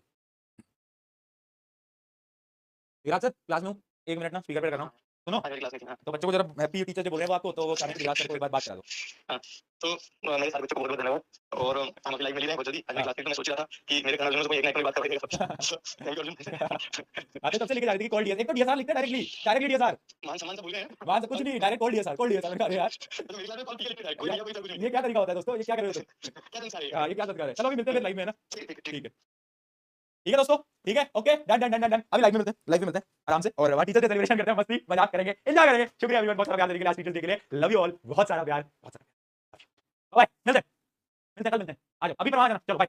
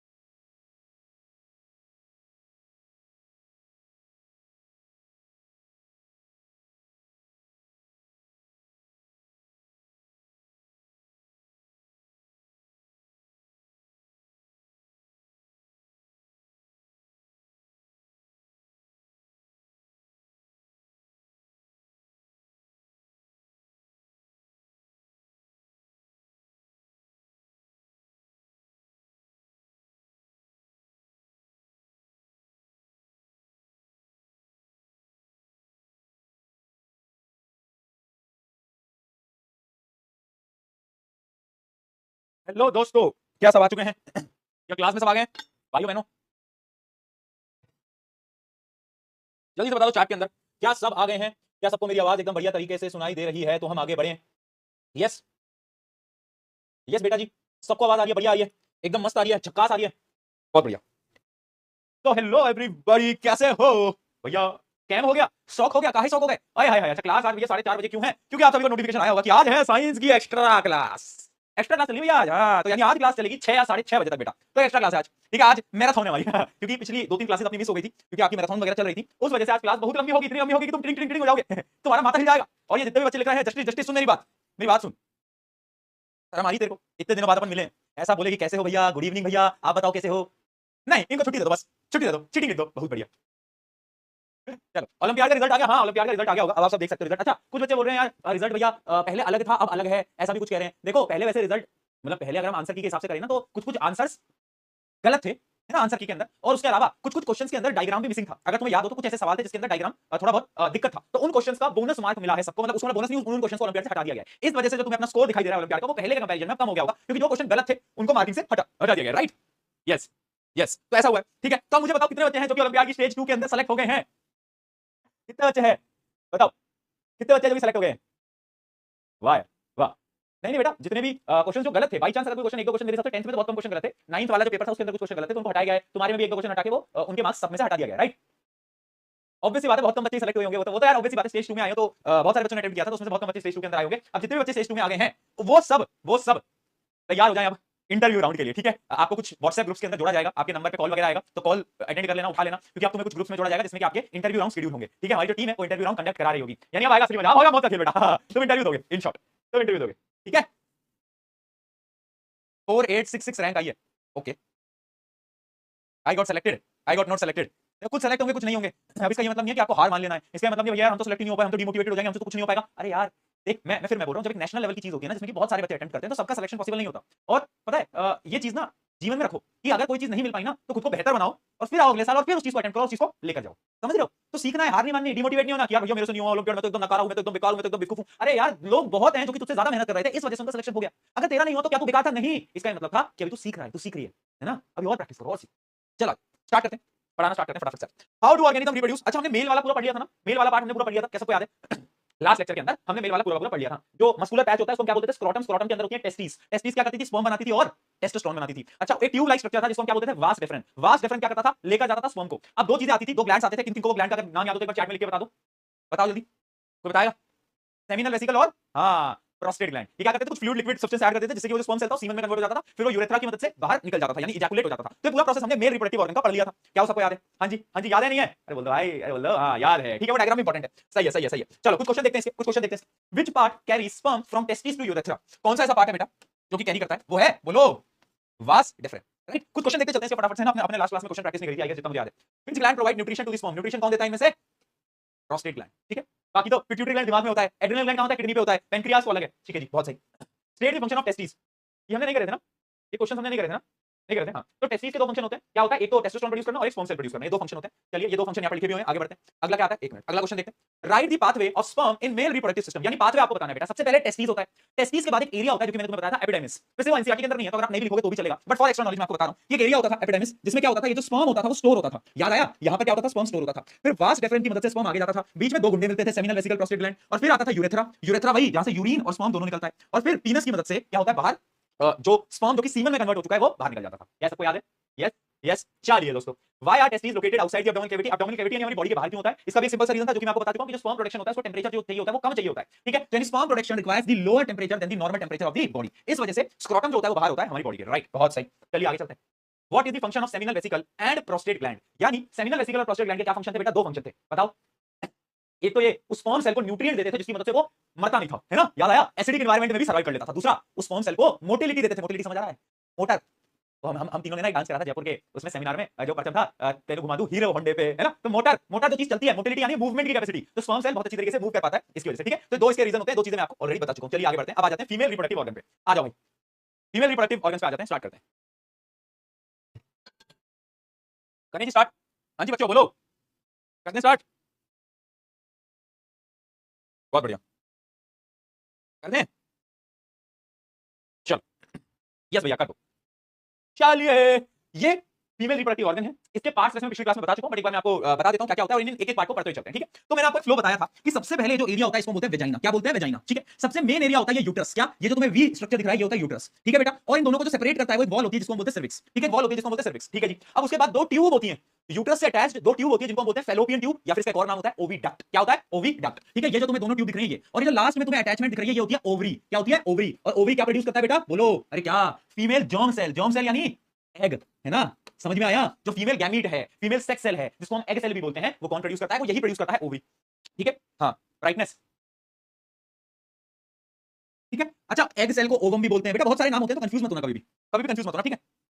सही है, चलिए चलिए अब एक एक करके इनको डिटेल में पढ़ते हैं। सबसे पहले ओवरी क्या है? Ovaries are the primary sex organ of the female. अच्छा, अब ओवरी का क्या काम होगा? वही जो कि मेल में टेस्टिस का काम था। एक काम तो इसका बड़ा सिंपल सा है, जो कि है प्रोडक्शन ऑफ फीमेल गैमीट, यानी ओवम को कौन प्रोड्यूस करेगा? ओवरी प्रोड्यूस करेगी, वो तो बहुत बेसिक सा काम है। इसके अलावा इसका एक और काम है भाई, क्या वो तुम्हें याद है? पिछले चैप्टर के अंदर कंट्रोल कोऑर्डिनेशन के अंदर फीमेल सेक्स हार्मोन्स हुआ करते थे, याद आ रहा है कुछ? फीमेल सेक्स हार्मोन्स जैसे कि एस्ट्रोजन और प्रोजेस्टेरोन, तो उनको कौन रिलीज कराएगा? उनको भी यही ओवरी रिलीज कराती है, ठीक है। तो इसके भी दो काम, एक तो हार्मोन और एक तो बोलो क्या? गैमीट, है ना, यानी जो फीमेल सेक्स सेल होते हैं, राइट? ओके जी, ओके जी, ओके ओके ओके। फीमेल में स्पर्म प्रोड्यूस होता है? तुम पागल वागल हो गए, कहां से पढ़ के आ रहे हो? कैसे सवाल पूछते हो यार तुम, एकदम ही बेवकूफ गधे वाली हरकतें कर रहे हो क्या? आजा, अब यहाँ पर कुछ टर्म है बेटा। सबसे पहली टर्म आती है ओव्यूलेशन। ओव्यूलेशन क्या होती है? ओव्यूलेशन क्या होती है ना? ओव्यूलेशन इस टर्म को समझ लेते हैं। व्हाट इज ओव्यूलेशन, है ना? लोगों को पता नहीं ओव्यूलेशन, लोग यूज बहुत करते हैं ओव्यूलेशन। ओव्यूलेशन मैं समझा देता हूं ओव्यूलेशन क्या होता है। ओव्यूलेशन एक ऐसा टाइम होता है जब फीमेल की बॉडी के अंदर वो जो ओवरी थी ना, ओवरी जो सेक्स ऑर्गन है, वो ओवम को रिलीज करता है। यानी मैंने आपको बताया था पिछली क्लास के अंदर, हर मंथ में एक बार एक एग सेल यानी एक ओवम रिलीज होता है। मैंने आपको पिछली क्लास में बताया था, हर मंथ में एक बार होता है। तो ये वही टाइम होता है, उसी को हम बोलते हैं ओव्यूलेशन। क्या बोलते हैं बेटा? ओव्यूलेशन, ठीक है। Release of ovum from the ovary is called ovulation. पहली पहली टर्म, सिंपल सी टर्म समझ आई ओव्यूलेशन क्या है? ओवम आ रहा है ओवरी से, उसको हम बोल रहे हैं ओव्यूलेशन। क्लियर क्लियर, ठीक है। हाँ जी, done done done done done. नहीं, जोक वोक में बेटा कुछ नहीं मारूंगा, जोक वोक में कुछ नहीं मांग रहा हूं, क्योंकि आजकल लोग बहुत बहुत ही अलग अलग मतलब से क्लिप काट लेते हैं। और सुनो, ये जितने भी एडिटर हैं इनसे मैं आज और बोल रहा हूं, जब तुम इतनी क्लिप काटते हो ना, तो ये वाली क्लिप भी काटना। और मैं उन सब लोगों को बोल रहा हूं जो कि क्लास के बाहर के हैं, जो हमारी क्लास के नहीं है, जो कि सिर्फ वीडियो शॉर्ट्स वगैरह पे देखते हैं, उनको मैं एक चीज बता रहा हूं कि आपको नहीं पता कि हमारी क्लासेस में क्या माहौल होता है। और जो भी मैं जोक्स करता हूं या फिर जो भी मैं चीजें बच्चों को बताता हूं, मैं नए क्रिएटिव वे में बताता हूं, तो उसमें मेरी कोई ये इंटेंशन नहीं होती कि किसी को मैं हार्म करूं या फिर मैं कुछ गलत बोलूं। इस बात को आपको समझना पड़ेगा। मुझे पता है कि जितने भी बच्चे हैं मेरे जो कि क्लास में होते हैं, उनको पता है कि उसका मीनिंग क्या है। बट लोग क्या होता है, लोग छोटी सी क्लिप को देखकर पर्सपेक्टिव बना लेते हैं, लोग लगता है ये क्या बोल दिया, बट उसका मतलब अलग है पूरा। अगर आपने देखा होता तो आपको समझ आता, तो समझ नहीं आएगा ना जब तक आप पूरा नहीं देखोगे। तो ये एक, लो भाई ब्लैक स्क्रीन भी अभी आ गई, वाह भाई वाह ब्लैक स्क्रीन जी। तो ये क्या है? ये एक छोटा सा डिफरेंस है, समझना इस बात को। चलो फेलोपियन ट्यूब, आगे बढ़ते हैं। फेलोपियन ट्यूब, अब ये फेलोपियन ट्यूब जिसको हम ओविडक्ट भी बोलते हैं, क्या बोलते हैं बेटा? Oviduct, oviduct. ये क्या होता है बेटा? याद रखना, ओविडक्ट या फिर फेलोपियन ट्यूब एक ऐसी जगह है जहां पर फर्टिलाइजेशन होता है, या फिर मैं इसको बोल सकता हूं it is called site of fertilization. Site of fertilization, क्या? साइट ऑफ फर्टिलाइजेशन, इसको मैं बोल सकता हूं साइट ऑफ फर्टिलाइजेशन, यानी यहां पर ही फर्टिलाइजेशन होता है। फर्टिलाइजेशन का क्या मतलब है ये तो तुम्हें पता है, यानी जो स्पर्म सेल आएगा और जो एग होगा यानी ओवम होगा, वो आपस में दोनों कहां पर मिलेंगे? फेलोपियन ट्यूब में मिलेंगे। यानी फेलोपियन ट्यूब होता है साइट ऑफ फर्टिलाइजेशन। सबसे पहला पॉइंट एमसीक्यू में पूछा गया, बहुत बार, डबल स्टार मार्क कर लो, इंपॉर्टेंट। ठीक है, it provides site for fusion and ovum of the sperm. मैंने बता दिया ओवम और स्पर्म यहां पर आके मिलते हैं, ठीक है। It receives the egg release from the ovary, यानी ओवरी जो एग को बेटा रिलीज करता है, वो ऐसे छोड़ देता है इसकी तरफ, ऐसे इसको क्या, इसको दे देता है, और यहीं पर स्पर्म सेल आता है, और यहीं पर क्या होता है? फर्टिलाइजेशन होता है इसी जगह पर, राइट राइट। आया समझ में? ठीक है, बहुत बढ़िया, ये चीज समझ में आ गई। चलो आगे बढ़ते हैं। अब आता है यूट्रस। अब ये यूट्रस ना सबसे इंपॉर्टेंट है। क्यों? इसका मेन काम क्या है बेटा? हम धीरे धीरे पढ़ेंगे भी, बट इसका मेन काम क्या है? Supports the development of foetus. It muscular wall help in child birth. अब मैं आपको जो बताने जा रहा हूं वो आपके दिमाग को खोल के रख देगा बेटा, समझना। ये है फीमेल रिप्रोडक्टिव ऑर्गन। ध्यान रखना बेटा, आप तुम एक बार प्रोसीजर समझ लो पूरा पूरा कि कैसे हो रहा है रिप्रोडक्शन। यहां से आ रहा है स्पर्म सेल, यहां से आ रहा है स्पर्म सेल। अब बहुत सारे स्पर्म सेल थे जो भी रेस जीतता है, वो स्पर्म सेल मान लो यहां फेलोपियन ट्यूब में, और यहां पर क्या था? यहां पर एग था, और दोनों फर्टिलाइज हो जाते हैं। अच्छा मुझे बताओ, जो फर्टिलाइजेशन होता है तो क्या बनता है? जाइगोट। जाइगोट के बाद क्या बनता है बेटा? पहले तो बनता है जायक, फिर क्या बनता है बताओ? एम्ब्रियो, फिर क्या बनेगा? और ये यहीं पर ही हो रहा है, अभी फेलोपियन ट्यूब में हो रहा है। एम्ब्रियो धीरे धीरे डेवलप करेगा, और पता है क्या होगा? ये एम्ब्रियो को पुश करेगा बाहर की तरफ, पुश करेगा बाहर की तरफ, और ये एम्ब्रियो यहां पर जुड़ जाएगा। कहां पर? यूट्रस पे, यानी यूट्रस की वॉल से ये ग्रोइंग एम्ब्रियो अटैच्ड हो जाएगा, और ये एम्ब्रियो ग्रो करके ह्यूमंस के अंदर एक नया नाम इसको मिल जाता है, जिसको बोलते हैं फीटस, जो कि हमने यहां पर लिखा भी है। It support the growing foetus, क्या? फीटस, ठीक है। तो यानी एम्ब्रियो से क्या कन्वर्ट होता है? एम्ब्रियो से फीटस के अंदर कन्वर्ट होता है, और वो यहां पर आकर क्या होता है? जुड़ जाता है। क्या बात समझ में आई? क्या बात समझ में आई? यानी फर्टिलाइजेशन हुआ, जाइगोट बना, एम्ब्रियो बना, एम्ब्रियो बाहर निकलने लगा, एम्ब्रियो ये जो यूट्रस की वॉल है ना, इसके ऊपर जुड़ जाता है, जुड़ जाता है। और इस प्रोसेस को हम इंप्लांटेशन भी बोलते हैं। क्या बोलते हैं? इंप्लांटेशन, डेफिनेशन दिखा दूंगा। यानी ये जो ग्रोइंग एम्ब्रियो है वो इस पे इंप्लांट हो जाता है। इंप्लांट यानी जुड़ जाना, है ना? तो इसकी वॉल्स पे जुड़ जाता है, ठीक है। और ये ग्रो करता है और ये बनता है फीटस, और फीटस बाद में बनता है बेबी, है ना, यानी चाइल्ड, ठीक है। बेबी यानी चाइल्ड, यानी जो चाइल्ड है, जो बच्चा है, वो यहीं से जन्म हो रहा है। तो यहां पर बेटा मैं आपको एक बड़ी अनोखी चीज बताना चाहूंगा कि अगर आपकी मम्मी आपको ताना मारे कि मैंने तेरे को 9 महीने पेट में रखा है, तो आपके पास एक नई टेक्नोलॉजी आ चुकी है, आपके पास नई नॉलेज आ चुकी है। मम्मी देखो, पहली बात तो आपने मुझे पेट में नहीं रखा है, आपने मुझे यूट्रस के अंदर रखा है। Child grows in uterus, not in stomach. तो यूट्रस में तुम ग्रो हो, उसके बाद तुम बाहर आए हो। पेट में तो भैया एसिड, हाइड्रोक्लोरिक एसिड, अगर वहां होते ना इतनी ज्यादा डेंजरस एसिड होती है पेट के अंदर, तुम खत्म हो जाते। तो तुम कहां थे? तुम यूट्रस में थे, पेट में नहीं थे। पहली बात तो क्लियर कर लेना आपसे, ठीक है? हां यस, ठीक है। धोखा हुआ है भैया बचपन से बात हमको बोला गया था कि हम यहां थे, पर हम तो बात ही नहीं। बताओ, बचपन से झूठ बोला जा रहा है, पर कोई बात नहीं, पेट में नहीं थे, तुम यूट्रस के अंदर थे, कोई बात नहीं, ठीक है। तो ये यूट्रस होता है। अब एक चीज थी सर्विक्स, वो क्या थी?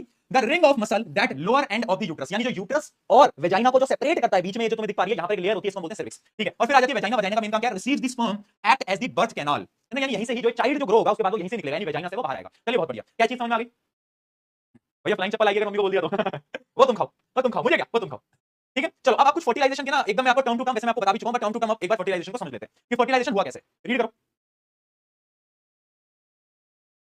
सबसे पहले याद रखना, fusion of male gamete and female gamete is called fertilization, ठीक है। After copulation millions of sperm are release during ejaculation, यानी जब मेल इजैकुलेट करता है तो बहुत सारे मिलियंस में स्पर्म सेल आते हैं कहां पर, वेजाइना के अंदर। अब वो स्विम करने लगते हैं, भैया तैरना जानते हैं, तुमको भी नहीं आता तैरना, बट इनको तैरना आता है, ठीक है। Sperm swims towards the egg with the help of their tail, tail की मदद से भागने लगते हैं, स्विम करने लगते हैं। ओनली वन स्पर्म, आय हाय हाय क्या रेस लगी है, only one sperm will fertilize the egg, सिर्फ एक स्पर्म सेल एग को फर्टिलाइज करेगा, ठीक है। The fertilized egg will move towards the uterus, पहले जाइगोट बनेगा, जाइगोट से एम्ब्रियो बनेगा, एम्ब्रियो से फीटस बनेगा, ये पूरी चार्ट मैं आपको बता चुका हूं। भैया फीटस क्या है, फीटस कुछ नहीं है, मतलब एम्ब्रियो का एक बड़ा वर्जन है, और फीटस बन गया, वो फीटस और डेवलप होता जाएगा और चाइल्ड में कन्वर्ट हो जाएगा, बस।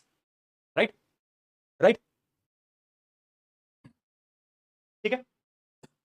चलो अब यहां पर आ जाती है टर्म बेटा, क्या, इम्प्लांटेशन। इम्प्लांटेशन क्या है, implantation is the only attachment of the early embryo to the uterine lining, यानी वो जो यूट्रस था ना, वो जो वी शेप था ना यूट्रस का, वो जो वी शेप था यूट्रस का, उसमें जो एम्ब्रियो है ना, ग्रोइंग एम्ब्रियो, जब वो जुड़ता है उसको हम बोलते हैं क्या, बोलो, इम्प्लांटेशन। अब पता है ये जो यूट्रस की जो वॉल होती है ना, इसमें एक लाइनिंग होती है, उस लाइनिंग का एक नाम होता है जो कि तुम्हें याद रखना है, उस लाइनिंग को हम बोलते हैं endometrium, very important, very important. तुम्हें ये याद रखने की जरूरत नहीं है, ब्लास्टोसाइड इसको हटा दो, इस सिलेबस में नहीं है, but endometrium is the inner lining of the uterus wall, यानी यूट्रस वॉल की जो अंदर की लाइनिंग है जहां पर एम्ब्रियो आकर जुड़ जाएगा, उस लाइनिंग को हम बोलते हैं एंडोमेट्रियम। क्या बोलते हैं बेटा, एंडोमेट्रियम, ठीक है, ठीक है, बहुत बढ़िया। तो यहां पर तुम देख सकते हो जैसे कि पहले एग था, एग बड़ा होता गया, फिर उसके बाद देखो फीटस में कन्वर्ट हो गया, यानी 4 वीक के बाद, यानी 1 महीने में फीटस में कन्वर्ट हो जाता है, फिर 10 वीक में फीटस देखो कितना ग्रो कर गया है, फिर आप देखो 16 वीक में और ग्रो कर गया है, और 20 वीक में देखो कितना ज्यादा ग्रो कर गया है। तो ऐसे ग्रोथ आगे बढ़ती जाती है, राइट, टाइम के साथ साथ। अब सवाल ये आता है कि भैया ये जो फीटस है ये ग्रो कैसे हो रहा है, बताओ बताओ, एक बार सोचो, फीटस ग्रो कैसे कर रहा है, कोई सोच सकता है, कोई सोच सकता है foetus, how foetus is growing भाई। तो देखो भैया, जब भी तुम्हें भूख लगती है तो तुम क्या करते हो, मान लो घर पे कोई है नहीं तो तुम जोमेटो स्विगी वाले भैया को फोन मिलाते हो, यानी ऑर्डर करते हो और बोलते हो कि भैया हमारे घर पे खाना ले आओ, तो खाना आ जाता है घर में। सिमिलरली ये जो छोटा सा बच्चा है, ये जो पेट के अंदर है, पेट नहीं सॉरी यूट्रस के अंदर है, ये यूट्रस में से फोन मिलाता है, हेलो हेलो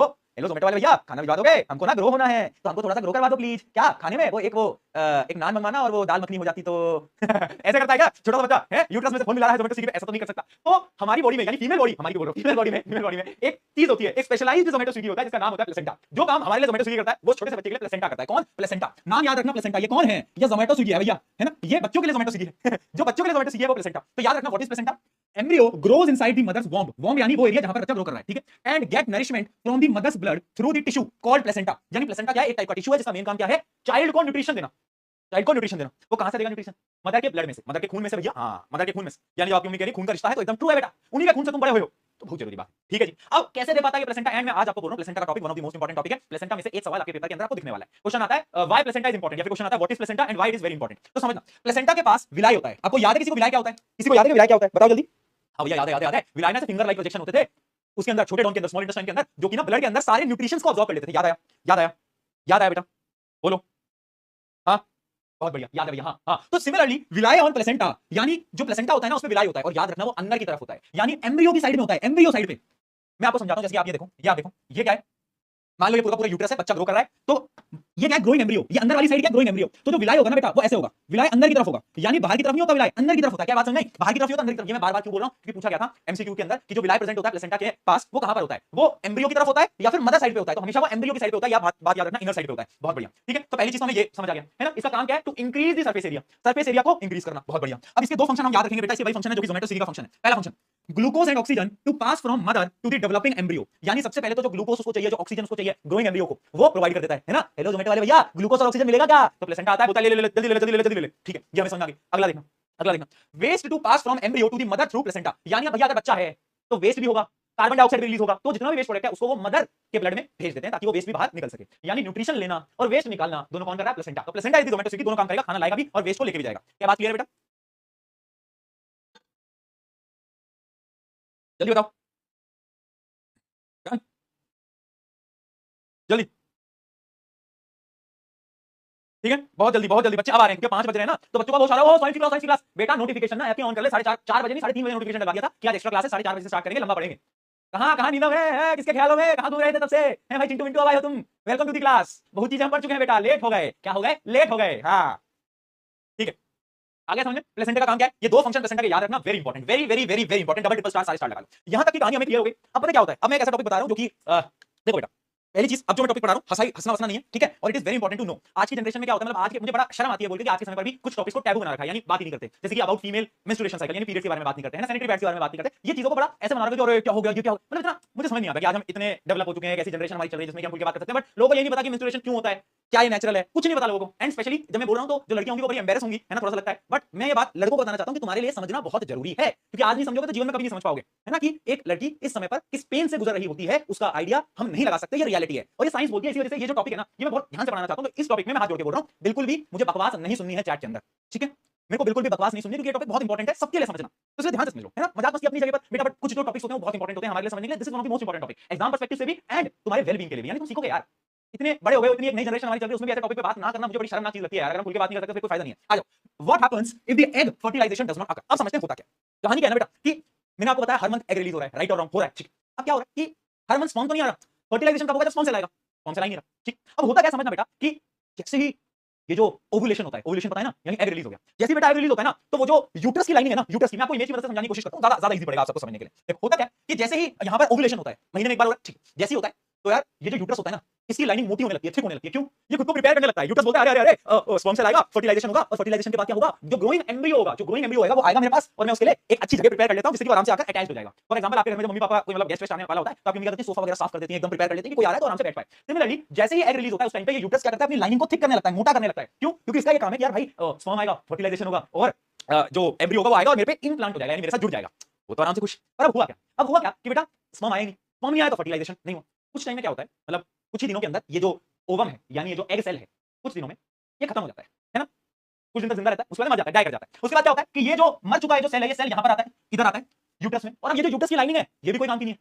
तो मोटी लाइनिंग बनाई थी यूट्रस को पता चल गया कि भैया स्पर्म तो आया नहीं, फर्टिलाइजेशन तो हुआ नहीं, तो इस मोटी लाइनिंग का हम क्या करें, इस थिक लाइनिंग का हम क्या करें, जो ब्लड वेसल्स की इन्होंने ब्लड की थिक लाइनिंग बनाई थी तो कोई काम की नहीं है। तो उस समय पर क्या होता है, ये एग और ये जो लाइनिंग बनाई थी ब्लड की, वो लाइनिंग नीचे वेजाइना के थ्रू नीचे गिरने लगती है in the form of liquid, in the form of liquid, ठीक है, लिक्विड की फॉर्म में वो नीचे गिरने लगती है, और उसी को हम बोलते हैं मेंस्ट्रुएशन साइकिल, जिसको हम पीरियड्स भी बोला करते हैं, ठीक है। तो मेंस्ट्रुएशन साइकिल जो कि हर महीने एक रिपीटेटिव साइकिल है, वो क्यों होती है, क्योंकि स्पर्म से आया नहीं, फर्टिलाइजेशन हुआ नहीं, तो जो लाइनिंग होती है ना, इसमें ब्लड की लाइनिंग होती है बेटा, और वो टूटने लगती है, वो ब्लड की लाइनिंग टूटने लगती है, और इस वजह से वेजाइना में से blood and mucus, mucus is the substance that has a colour white, सफेद रंग का होता है, इतना समझ लो, वो रिलीज होता है। समझ पाए? इस वजह से बोला जाता है कि female during period should wear a sanitary pad. ये समझ आया? तो ये चीज समझानी बहुत जरूरी है, क्योंकि लोगों को पता ही नहीं ना, कितनी कितनी शर्मनाक बात है ना, कि एक लड़का कभी भी वो मतलब बोलते हैं यार, मतलब as a science teacher I know कि कितना पेन होता होगा, क्योंकि तुम मतलब मैं लड़कों को बोल रहा हूं, लड़कियां तो लड़कों को पता ही है, लड़कों को मैं बता रहा हूं, तुम एक बार सोचने की कोशिश करना कि हर महीने तुम्हारी लाइफ के अंदर एक वीक ऐसा आएगा, हर महीने के 5 से 7 दिन ऐसे होंगे जब तुम्हारे ऊपर एक्सटेंसिव पेन होगा, तुम्हें दर्द होगा, क्योंकि ब्लड की लाइनिंग टूट रही है तुम्हारी बॉडी में से, और वो ब्लड की फॉर्म में निकल रही है तुम्हारी बॉडी से। कितना पेनफुल हो सकता है, क्या हम कभी ये सोच सकते हैं? मतलब कितना कितना पेनफुल हो सकता है। तो hats off to all the female की, और ये साइकिल कई सालों तक चलती आती है, एंड ये हर लड़की को अपनी लाइफ में झेलना पड़ता है ना। इस समय पर बहुत सारे मूड स्विंग्स भी होंगे, है ना, बहुत बार गुस्सा भी आएगा छोटी छोटी चीजों पे, जो कि बहुत नॉर्मल है। क्यों? क्योंकि इस समय पर बहुत सारे हार्मोनल चेंजेस हो रहे होते हैं तुम्हारी बॉडी के अंदर, ठीक है। तो बहुत सारे हार्मोनल चेंजेस की वजह से ये चीज बहुत ज्यादा इफेक्ट करती है काफी लड़कियों को, जो कि मुश्किल है, बट लड़कियां कॉप अप करती हैं। तो हैट्स ऑफ यार, तुम मतलब पूरी जिंदगी भर तुम इस चीज से निकालते हो ना, ये हर महीने, मतलब मैं तो नहीं सोच सकता यार कैसे कैसे ये पॉसिबल है, बट लड़कियां करती हैं, इस दुनिया की हर एक लड़की करती है। तो भाई सैल्यूट टू यू, क्योंकि हम लड़के तो नहीं इमेजिन कर पाते इतना पेन बर्दाश्त करना, but this is the reality, this is called menstruation cycle. I hope ये चीजें क्लियर हुई होंगी अब, ठीक है। चलो, तो मेंस्ट्रुएशन को एक करके पढ़ते हैं बेटा, इनके बारे में ना लोग बात नहीं करते, बट मैं ये सही बोल रहा हूं, मतलब इसमें इतनी कॉमन चीजें अगर नहीं बताओगे तो सामने वाले को पता कैसे चलेगा यार, बताओ ना यार, ठीक है। आ जाओ, साइंस है पूरी की पूरी, साइंटिफिक बॉडी साइकिल है, आ जाओ। क्या हुआ था, ये पूरी डिटेल में याद रखना। The ovary releases one egg every month, ठीक है। फिर क्या होता है, जो यूट्रस होता है वो अपनी लाइनिंग को क्या कर लेती है, थिक कर लेती है, थिकनिंग ऑफ लाइनिंग हो जाती है। If the egg is not fertilised it live for about a day, यानी एक दो दिन, मेनली एक दिन होता है वो एग रहता है। उसके बाद and the uterine lining is no longer needed, यानी वो जो थिक लाइनिंग थी उसकी कोई जरूरत नहीं है। फिर क्या होता है, the lining then break down and expelled through the vagina as the blood and mucus, यानी वो वेजाइना से नीचे निकल जाता है, जो कि मैं आपको पूरा बता चुका हूं। This monthly cycle is known as menstruation cycle and typically last from 2 to 8 days, यानी 2 से 8 दिन हर महीने की ये साइकिल हो रही होती है। राइट। चलिए ये चीज समझ में आई बेटा। तो एक टेबल देख लो, ये टेबल है कि, और ये टेबल पे सवाल आता है बहुत बार, तो इसको मैं डबल स्टार कर देता हूं यार। अगर बाय एनी चांस अगर स्पर्म सेल आ जाता है तब क्या होगा, और अगर नहीं आया तब क्या होगा। तो अगर नहीं आएगा तो टेबल देखना ध्यान से। अगर देखो, जब भी फीमेल ओवरी होगी तो एग को प्रोड्यूस करेगी, यूट्रस वॉल थिक हो जाएगी। अब मान लो अगर स्पर्म सेल नहीं आया तो कोई फर्टिलाइजेशन नहीं होगा, नो फर्टिलाइजेशन, तो उसके बाद क्या होगा, जो हमारी यूट्रस वॉल है वो नीचे गिरने लगेगी और मेंस्ट्रुएशन साइकिल स्टार्ट हो जाएगी, ठीक है, बहुत बढ़िया। और अगर एग फर्टिलाइज हो जाता है तो क्या हो जाता है, प्रेगनेंसी हो जाती है, यानी वो जाइगोट में कन्वर्ट होगा, जाइगोट एम्ब्रियो में कन्वर्ट होगा, ग्रोइंग एम्ब्रियो आके जुड़ेगा और वो ग्रो करेगा, यानी प्रेगनेंसी जनरेट हो जाती है वहां से। क्या ये साइकिल पूरी की पूरी हमें समझ आई बेटा? एक बार चैट में पी के लिख के बता दो।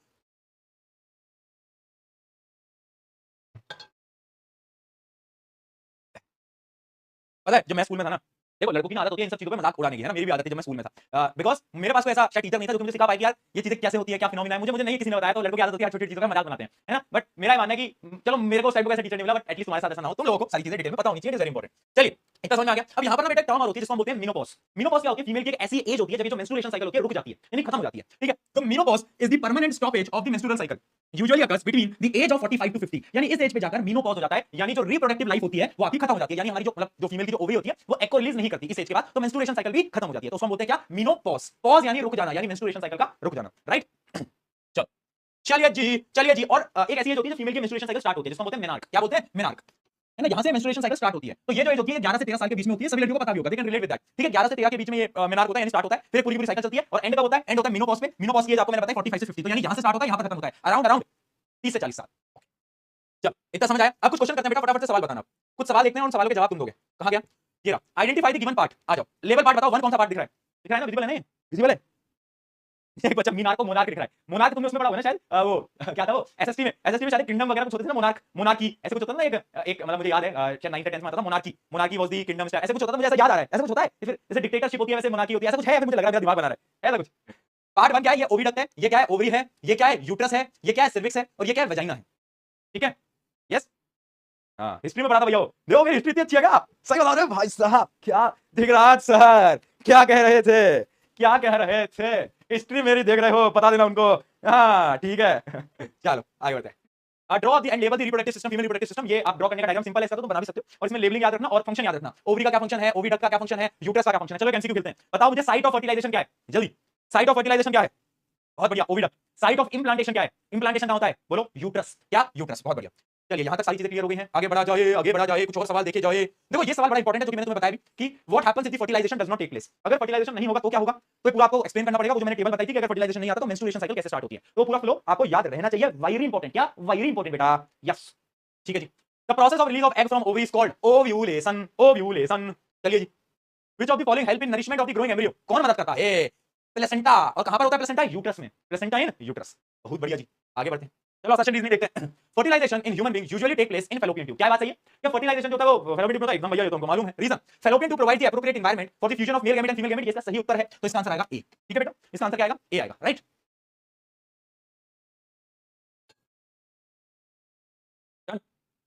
चलो, progesterone maintains the thickness of the uterine wall. ये out of the syllabus question हो गया भैया, रहने दो इसको, काटो, ये तुम्हारे अभी तुम नहीं पढ़ोगे, बड़ी क्लासेस में जाके पढ़ोगे। Menstruation occurs every 28 days in all women. क्या बात सही है कि हर 28 दिन के बाद मेंस्ट्रुएशन साइकिल होती है? बात एकदम सही है। Menstrual cycle is same in all female. क्या बात सही है? मेंस्ट्रुएशन साइकिल एक जैसी ही होती है सब फीमेल में। हां साइकिल तो एक जैसी होती है, एकदम सही है। पर क्या इसका करेक्ट रीजन है? क्या इसका करेक्ट रीजन है? बताओ जल्दी बताओ, क्या लगता है? अरे क्या हो गया, ये ओलंपियाड वाले बच्चे इतने अचानक से कैसे लिखने लगे? क्या हो गया है दोस्त, काहे परेशान हो? ऐसा भी क्या हो गया, बताओ, बोलो यार। बहुत बढ़िया, एक बच्चे ने इसका आंसर सही लिखा है, इसका आंसर बी नहीं आएगा बेटा, समझना क्यों। यार इसमें ना एक स्टेटमेंट ना, ये स्टेटमेंट वैसे लॉजिकली गलत है। Menstrual cycle is same in all female. जो मेंस्ट्रुएशन साइकिल होती है ना, वो सब में अलग होती है, डिफरेंट होती है, क्योंकि किसी की लंबी होती है मेंस्ट्रुअल साइकिल, जैसे किसी की 5 दिन, किसी की 8 दिन, किसी की 2 दिन। तो मेंस्ट्रुअल साइकिल आर डिफरेंट। तो एक तरीके से जो रीजन की स्टेटमेंट है ना, दिस शुड बी रॉन्ग, ये सही नहीं होनी चाहिए लॉजिकली, ठीक है। जबकि ये ट्रू है, ये ट्रू है, ये गलत होगी, है ना। तो ये गलत है वैसे दूसरी, है ना, क्योंकि अलग अलग टाइम होता है। अगला देखते हैं, placenta act as the nutritive respiratory and excretory organ for the growing embryo. क्या वो न्यूट्रिशन देता है, ऑक्सीजन देता है, वेस्ट को लेके जाता है? बात एकदम सही है, ट्रू है। Placenta directly connects material maternal blood, अच्छा मैटरनल ब्लड यानी मम्मी वाला ब्लड, मैटरनल साइड बोलते हैं ना मम्मी, हां maternal blood with foetal blood. क्या लगता है तुम्हें फीटल ब्लड क्या होता है? अबे थोड़ी सी टर्म थोड़ा टफ दे दिया है। फीटल यानी जो फीटस, जो ग्रोइंग फीटस है, फीटस समझ रहे हो ना, जो एम्ब्रियो ग्रो कर रहा है, उसके ब्लड से क्या फीमेल ब्लड को डायरेक्टली कनेक्ट करता है? यस और नो? क्या स्टेटमेंट सही है? बताओ क्या लगता है, क्या लगता है, क्या स्टेटमेंट सही है बेटा? हां जी, क्या लगता है दोस्तों? अरे बोल दो ना जरा, पहली स्टेटमेंट सही है, सब बच्चे लिख रहे हैं यस, बताओ। नहीं, गलत है। अरे दूसरी स्टेटमेंट बेटा गलत। देखो प्लेसेंटा क्या कर रहा है, प्लेसेंटा एक मीडियम है जो कि एक्सचेंज खुद कर रहा है, वो डायरेक्टली कनेक्ट नहीं करता, वो डायरेक्टली कनेक्ट नहीं करेगा। यहां पर शब्द लिखा है डायरेक्टली नहीं, वो बीच में एक मीडियम है जो विलाई की मदद से एक्सचेंज में मदद करता है, तो डायरेक्टली कनेक्ट नहीं करता। तो this statement is also false, ये बात हम याद रखेंगे। पहली वाली ट्रू है, फॉल्स है। डन डन, चलो कुछ और question. State the change that take place in uterus when implantation of embryo has occurred. यानी जब एम्ब्रियो आ जाता है तो यूट्रस की वॉल्स थिक होने लगती हैं, है ना, हां न्यूट्रिशन देने लगती हैं, प्लेसेंटा आ जाता है उसके ऊपर, ठीक है। इसकी एक लाइन आप यहां पे देख सकते हो कि जब भी इंप्लांटेशन के बाद क्या होता है, क्या लिखा है यहां पर, कहां गया, हां इट इज कहां गया, thickened of the wall of uterus, यानी सबसे पहले जो यूट्रस की जो वॉल होगी वो मोटी होने लगेगी बहुत ज्यादा, ठीक है। An intimate connection between the foetal membrane and uterine wall called placenta. यानी उसके बाद प्लेसेंटा बनेगा, सेकंड स्टेप। पहले क्या होगा, वॉल थिक होगी, फिर उसके बाद क्या बनेगा, प्लेसेंटा बनने लगेगा, फिर उसके बाद क्या होगा, प्लेसेंटा एक्सचेंज कराता रहेगा मटेरियल्स को, अगर इंप्लांटेशन हुआ तो। और अगर इंप्लांटेशन नहीं हुआ तो क्या होगा, तो क्या होगा, वो जो यूट्रिन वॉल है वो शेड करने लगेगी, शेड ऑफ करने लगेगी और मेंस्ट्रुएशन साइकिल स्टार्ट हो जाएगी। डन, सही। चलो आगे बढ़ते हैं, और कोई क्वेश्चन, और कोई क्वेश्चन, कोई बढ़िया सा सवाल, कोई बढ़िया सा सवाल। Explain the structure and function of placenta, why it is important. जो कि मैंने तुम्हें बताया था ना, ये बहुत इंपॉर्टेंट क्वेश्चन है कि प्लेसेंटा का स्ट्रक्चर और उसका फंक्शन बताओ, तो वो यही है, वो यही है, ठीक है। फंक्शन क्या होता है, तुम्हें बस दो फंक्शन याद रखने बेटा। एक क्या है, एक तो ये न्यूट्रिएंट्स के काम आता है, और दूसरा इसका फंक्शन क्या है, दूसरा इसका है वेस्ट, दूसरा इसका वेस्ट। तुम्हें बस ये दो फंक्शन याद रखने हैं प्लेसेंटा के, ठीक है। व्हाई प्लेसेंटा इज इंपॉर्टेंट, बताओ प्लेसेंटा इंपॉर्टेंट क्यों है? क्योंकि अगर प्लेसेंटा नहीं होगा तो वो जो एम्ब्रियो है वो कभी ग्रो नहीं कर पाएगा और एम्ब्रियो मर जाएगा, इस वजह से it is very important, right right, सही है। ये चीज भी क्लियर हो गई। अच्छा एक क्वेश्चन मैं तुम्हें होमवर्क भी दे रहा हूं, ये तुम खुद ढूंढ के लाना, ठीक है। एक मिनट, कहां गया, एक क्वेश्चन मैं तुम्हें होमवर्क दे रहा हूं, चलो मैं लिख ही देता हूं। तुम डिफरेंस सोचना, किसके बीच में डिफरेंस सोचना बेटा। जब फर्टिलाइजेशन होता है तो क्या बनता है, क्या बनता है बताओ, जाइगोट, जाइगोट और फीटस में, जाइगोट और फीटस में क्या डिफरेंस है ये तुम सोच के लाना। 3 पॉइंट तुम्हें खुद से सोचने हैं। मैं एक हिंट दे देता हूं बेटा, जाइगोट कब बना? फर्टिलाइजेशन के बाद, यानी जाइगोट के बाद बनता है एम्ब्रियो और फीटस से पहले बनता है एम्ब्रियो। तो एक छोटा डिफरेंस तो यही हो गया, सोच के लाना है। 3 पॉइंटर्स आपका होमवर्क है एक तो, ठीक है? हाँ ठीक है, तो ये आप सोच के लाना, ये 3 पॉइंटर्स आप इसके बारे में रिसर्च करके लाना, दिमाग लगा के लाना, ठीक है जी। कहां गया कोई बढ़िया सा सवाल दिखा दो, एक बढ़िया सा, कहां गया यार, कोई मिल ही नहीं रहा यार बढ़िया सा सवाल, भाई हद ही हो गई, बताओ जी। चलो ये देख लेते हैं। Riya is a class 10 student who studied about the female reproductive system. She reads at the every month egg is fertilized, यानी आपको पूरा पूरा केस बेस्ड क्वेश्चन दे रखा है, डायरेक्टली क्वेश्चन पे आते हैं। In which part of the female reproductive system does fertilization occur? पहला सबसे लल्लू सवाल, देखो जितना बड़ा सवाल उतना इजी सवाल। कहां होता है फर्टिलाइजेशन? भैया फैलोपियन ट्यूब यानी ओविडक्ट के अंदर होता है। What is implantation? Attachment of the growing embryo to the walls of, wall का नाम क्या था? एंडोमेट्रियम। चलो अंदर मेट्रियम, ठीक है। Name the tissue that provides the nutrition and oxygen, placenta. What happens to the uterine lining if the fertilisation does not take place? अगर fertilisation नहीं हुआ, 100 बार बोल दिया भैया मेंस्ट्रुएशन साइकिल होगी, वो टूट जाएगी, लाइनिंग को नीचे गिरने लगेगी, कितनी बार बोलूं यार। अगला ये बड़ा अच्छा है, व्हिच हार्मोन, ये तुम बताओ, which hormone is responsible for maintaining the uterine lining? क्या लगता है तुम्हें कौन सा हार्मोन होगा? क्या लगता है बेटा, तुम्हें बता सकता है? देखो 2 हार्मोन थे, एस्ट्रोजन और प्रोजेस्टेरोन, याद आ रहा है कुछ? उनमें से मुझे बताओ कौन सा हार्मोन होगा बेटा? तो the right answer is progesterone. जब मैं आपको प्रोजेस्टेरोन पढ़ा रहा था ना, तो मैंने आपको बताया था कि प्रोजेस्टेरोन कब काम आता है? प्रेगनेंसी में। अब प्रेगनेंसी में, यानी मैंने आपको याद दिलाया था प्रोजेस्टेरोन पी से प्रेगनेंसी। इस वजह से मैंने आपको बोला था, क्योंकि जब यूट्रस की जो लाइनिंग है उसको मोटा करने का कंट्रोल कौन हार्मोन रखता है? ये प्रोजेस्टेरोन, ये हार्मोन कंट्रोल रखता है, ठीक है? तो ये भी क्वेश्चन पूछ लिया जाता है। चलिए अब आ जाते हैं इस चैप्टर के बेटा लास्ट टॉपिक की तरफ, जो कि है रिप्रोडक्टिव हेल्थ। यानी अब हम पढ़ेंगे कि हमें कैसे रिप्रोडक्टिव हेल्थ को मेंटेन करके रखना है। छुट्टी वाले क्लास छोड़ के जा सकते हैं, क्योंकि क्लास तो अभी बाकी है मेरे दोस्त, ठीक है? यस, चलें। एम्यूला क्या होता है? पिछले क्वेश्चन में दिखा था, कहां दिख गया? अच्छा, ये तुम्हें पढ़ने की कोई जरूरत नहीं है, जितना एनसीईआरटी में उतना याद करो, एक्स्ट्रा पढ़ोगे तो दिमाग के अंदर जितना पढ़ा है उतना भी याद नहीं रहेगा। फैलोपियन ट्यूब का एरिया होता है एम्यूला, वो आपके लॉजिकल कुछ है नहीं, आपको पढ़ना नहीं है। चलो रिप्रोडक्टिव हेल्थ, राइट? चलिए जी, रिप्रोडक्टिव हेल्थ के बारे में भी पढ़ते हैं। This is also important topic for you guys, specially for you guys. तुम इसको ध्यान से पढ़ना बेटा, है ना? ऐसे बिल्कुल ऐसे चुप रह के सुन लो यार, हंसी मजाक नहीं करेंगे अपन इसके अंदर। आखिरी टॉपिक है, आखिरी टॉपिक जरा सीरियसनेस से पढ़ा लेने दो मेरे को, हंसा मत देना मेरे को, ठीक है? आ जाओ रिप्रोडक्टिव हेल्थ। अच्छा, अब सवाल आता है कि रिप्रोडक्टिव हेल्थ इंपॉर्टेंट क्यों है? इंपॉर्टेंट क्यों रिप्रोडक्टिव हेल्थ?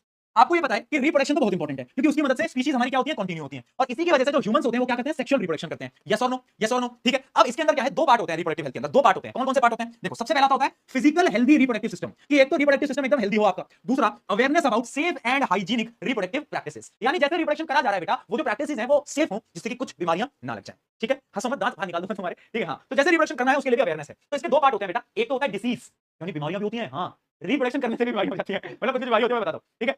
एक तुमने सुना ही होगा एड्स, वो तो तुम सबको पता है, बट रिप्रोडक्शन करने से बीमारी होती है, एक तो वो हमें पढ़ना है, और दूसरा है कि सेफ रिप्रोडक्शन कैसे करना होता है। ये 2 चीजें हैं, है ना? अब मुझे ये नहीं पता कि 10वीं क्लास के बच्चों को क्यों पढ़ाया जाता है, but reproductive health is very important. आज देखो, reproductive health refers to the physical, mental and social wellbeing in all matter related to reproductive system. अब यहां पर मैं डायरेक्टली आता हूं कि कौन-कौन सी बीमारियां हैं, वो आपको पढ़ना बहुत इंपॉर्टेंट है। जैसे कि कहां गया भैया? अरे यार कहां गया?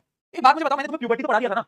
प्यूबर्टी तो मैंने पढ़ा दिया था ना तुम्हें, है ना? प्यूबर्टी तो मैंने पढ़ा दिया था तुम्हें, ठीक है? हाँ, पढ़ा दिया था। सबसे पहले चलो इंपॉर्टेंस देख लो, क्योंकि सवाल आ जाता है 3 नंबर। अच्छा, एक चीज समझना बेटा, रिप्रोडक्टिव हेल्थ ना बच्चों को ऐसा लगता है कि ये तो लल्लू सा टॉपिक है, हमको इसमें सब आता है, बट ना पेपर के अंदर ना मैं तुम्हें एक शर्त लगा के एक बात कह रहा हूं, एक क्वेश्चन रिप्रोडक्टिव हेल्थ का 3 मार्कर के अंदर ऑलमोस्ट हर सेट में आता है, हर सेट में। हां, अभी दिखाऊंगा, अभी रिपीट होता है 10 15 सालों से, हर में आता है, तो इसलिए इनको इग्नोर नहीं करना है। देखो, सबसे पहले रिप्रोडक्टिव हेल्थ की इंपॉर्टेंस क्या है? सबसे पहला देखो, प्रिवेंट्स सेक्सुअली ट्रांसमिटेड डिसीज, जिनको हम एसटीडी भी बोलते हैं। बेटा एसटीडी क्या है? सेक्सुअली ट्रांसमिटेड डिसीज, यानी वो डिसीज जो कि सेक्सुअली ट्रांसमिट हो रहे हैं एक पर्सन से दूसरे पर्सन से, उस समय बच के रहना भैया, बहुत खतरनाक होते हैं। दूसरा, prevention of unwanted pregnancies, unwanted pregnancy से प्रिवेंट भी रखना है। दूसरा, इंश्योर्स हेल्दी पॉपुलेशन, भैया इंडिया के लिए पढ़ना बहुत जरूरी है, क्योंकि पॉपुलेशन कंट्रोल बहुत जरूरी है, ठीक है? हां, तो इंश्योर्स दी हेल्दी पॉपुलेशन ग्रोथ, बहुत बढ़िया, इंडिया और चाइना दोनों। हां, अगला, increase awareness about family planning. Family planning, तुम क्या फैमिली प्लान कर रहे हो? तुमसे तो अपना फ्यूचर प्लान नहीं हो पा रहा है, फैमिली प्लान से जोड़ो। Increase in height, voice change and body hair, ठीक है? क्योंकि ये भी रिप्रोडक्टिव ऑर्गन से लिंक्ड होते हैं, है ना? आपकी हाइट कितनी बढ़ेगी, ये बहुत सारी चीजें हमारे रिप्रोडक्टिव ऑर्गन से लिंक होती हैं जी। तो ये इंपॉर्टेंस होती है रिप्रोडक्टिव हेल्थ की। सबसे पहले हम पढ़ते हैं एसटीडीज। सबसे पहले बेटा हम डायरेक्टली पढ़ते हैं एसटीडीज, ठीक है जी? आ जाओ, कहां गए? देखो, एसटीडीज होते हैं बेटा 2 टाइप के, एक वो जो कि बैक्टीरिया से फैलता है, एक वो जो कि वायरस से फैलता है। एक बैक्टीरिया से, एक वायरस से, एक बैक्टीरिया से, एक वायरस से। तो बैक्टीरिया और वायरस से जो फैलते हैं, बस तुम्हें नाम याद रखने, क्योंकि नाम पे ही क्वेश्चन आ जाते हैं एमसीक्यू के अंदर। सबसे पहला बैक्टीरिया के 2 नाम याद रखना, एक है गोनोरिया। कैसे होता है गोनोरिया? नाम याद रखना गोनोरिया, किसकी वजह से होता है वो नाम तुम्हें डिटेल में याद करने की जरूरत नहीं है, आउट ऑफ द सिलेबस है, बस तुम इतना याद रखो, गोनोरिया एक बैक्टीरिया की वजह से डिसीज होता है, जो कि एक एसटीडी है, यानी सेक्सुअली ट्रांसमिटेड डिसीज है, ठीक है? पहली चीज तो ये हो गई। दूसरा एक और नाम था, ये कहां गया? What happens in the body, ये भी आपको पढ़ने की जरूरत नहीं है कि बॉडी में क्या होता है, ये भी आपका आउट ऑफ द एनसीईआरटी है, पर फिर भी मैं आपको बता देता हूं कि होता क्या है बेसिकली।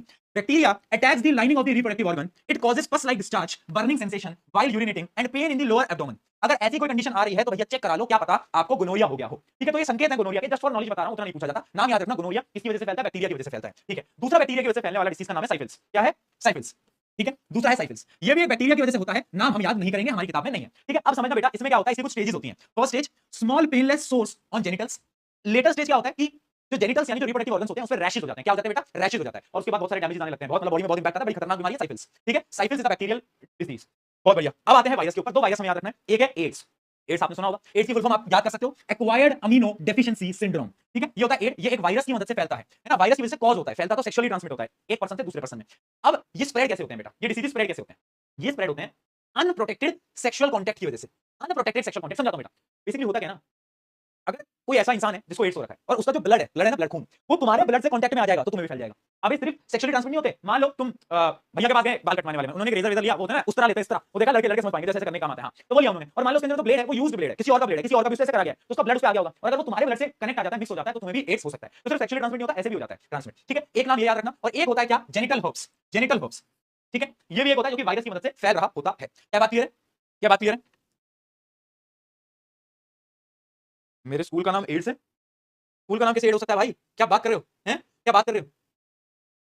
अच्छा एक ही समझ एक बच्चे लिख रहे हो, आज ही बाल कटवा के आए हो, डरा दिया आपने बेटा अगर वो जो तुमने बाल कटवाया उसमें अगर ब्लेड हो और उससे किसी और का भी, तो भैया ये तुमको भी हो सकता है, बच के बच के बच के। अच्छा ये जो जेनिटल हर्ब्स है ना, वैसे आपके सिलेबस में है नहीं, तो मैं आपको नहीं बोलूंगा एक्स्ट्रा इन्फॉर्मेशन याद करने के लिए, ठीक है, इसको कट कर दो भैया, पहले पढ़ाते हो फिर बोलते हो कट कर दो। आपके सिलेबस में जो दूसरा वायरल डिसीज है वो है जेनिटल वॉर्ट्स, वॉर्ट्स है ना, क्या होता है वॉर्ट्स? ठीक है, वॉर्ट्स एक ऐसी बीमारी है जो कि वायरस की मदद से, वायरस की वजह से हो रहा होता है। ठीक है, मतलब एक वायरस होता है एचपीवी वायरस, शायद आपने नाम कहीं ना कहीं सुना होगा, है ना, एक वायरस होता है एचपीवी वायरस, उसकी वजह से बीमारी होती है। अगर वॉर्ट्स आपके जेनेटिकल एरिया पे आ जाते हैं ना, जेनेटिकल एरिया यानी सेक्स ऑर्गन्स पे, तो ये बीमारी आप एक पर्सन से दूसरे पर्सन में ट्रांसफर हो सकती है। ठीक है, क्या चीज क्लियर है, बताओ बताओ जल्दी।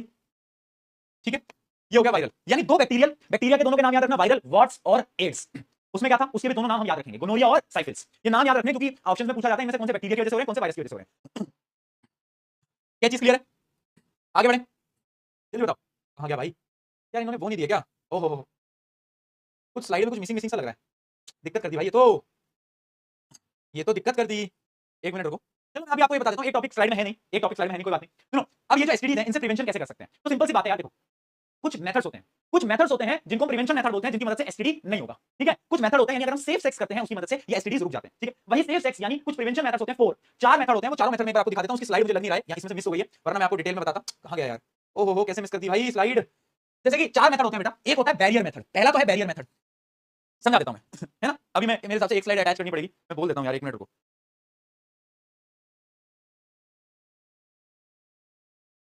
एक ना अर्जेंट चीज है, मैं भी लाइफ के अंदर हूं और मेथड्स ऑफ कॉन्ट्रासेप्शन जो है उसमें कुछ चीजें हैं नहीं, मतलब मेथड्स ऑफ कॉन्ट्रासेप्शन में सिर्फ चार के नाम लिखे हुए हैं, तो समझाया नहीं गया विद डायग्राम, तो वो पूरी जो 2-3 पेज की एक स्लाइड है ना, वो मुझे चाहिए, तो मेरे को शेयर कर देना, मैं अभी ओपन कर लूंगा। चलो ठीक है, सुनो सुनो, खुश देखो, ये नाम देख के खुश हो जाते हैं, कौन डाउन कौन डाउन, चप्पल पड़ेगी ना ऐसा, ब्लैक स्क्रीन भी कह रही है भैया इनको चप्पल मारो, इनको चप्पल मारो, चप्पल, हाँ चप्पल पड़ेगी ना ऐसा। ठीक है, तो देखो चार मेथड होते हैं बेटा, एक होता है बैरियर मेथड, एक होता है बैरियर मेथड। अब मुझे करना क्या है, मेथड्स ऑफ कॉन्ट्रासेप्शन, कॉन्ट्रासेप्शन यानी it is the procedure to prevent prevent pregnancy, यानी मुझे प्रेगनेंसी को रोकना है। प्रेगनेंसी में कैसे रोकूंगा बेटा, ये बताओ। स्पर्म सेल और ओवम को मिलना नहीं चाहिए, अगर वो दोनों नहीं मिलेंगे तो क्या कभी कोई इंसान प्रेग्नेंट हो सकता है, क्या कोई फीमेल कभी प्रेग्नेंट हो सकती है, यस और नो? अरे आज तक दोनों मिलेंगे नहीं तो कैसे हो सकता है? तो मेरा एक ही लक्ष्य है जीवन में कि भैया मुझे कॉन्ट्रासेप्शन यानी प्रोसीजर टू प्रिवेंट प्रेगनेंसी, मुझे प्रेगनेंसी को रोकना है। चार मेथड है, चार मेथड से मैं प्रेगनेंसी को रोक सकता हूं। कैसे? पहला मेथड है, ये तुम्हें मुझसे ज्यादा ही पता है, खैर तुम बहुत होशियार हो, मेरे को मालूम है बहुत अच्छे से, पर फिर भी बेटा समझना, पहला मेथड है बैरियर मेथड। बैरियर मेथड क्या है यार, मान लो मुझे चिंटू लाल और मिंटू लाल को मिलने से रोकना है, उन दोनों को मुझे मिलने से रोकना है, तो मैं क्या करूंगा, मैं उन दोनों के बीच में एक बैरियर लगा दूंगा, मैं कहूंगा तू उधर नहीं जा सकता, इधर नहीं आ सकती, तो दोनों आपस में मिलेंगे नहीं। सेम मैं क्या करूंगा, मैं कुछ ऐसे बैरियर का यूज करूंगा जिसकी मदद से स्पर्म सेल और जो फीमेल ओवम है वो मिल ना पाए। तो इसमें आते हैं कॉन्डम्स, और कॉन्डम्स भी दो टाइप के होते हैं बेटा, वो भी मैं बता देता हूं। ठीक है, एक होता है मेल और एक होता है फीमेल। ठीक है, तो इन दोनों का ही एक ही काम है कि ये बैरियर प्रोवाइड करते हैं, यानी बीच में रुकावट प्रोवाइड करते हैं कि या तो स्पर्म सेल वहां ना जा पाए, है ना, स्पर्म सेल को उधर जाने से रोकते हैं, उनका मेन लक्ष्य ये है, मेन काम ये है जीवन के अंदर। ठीक है, और देख लो इनका काम ही है काम ही है। हंसो मत, मैं थप्पड़ मार दूंगा, हंस मत, हंस मत।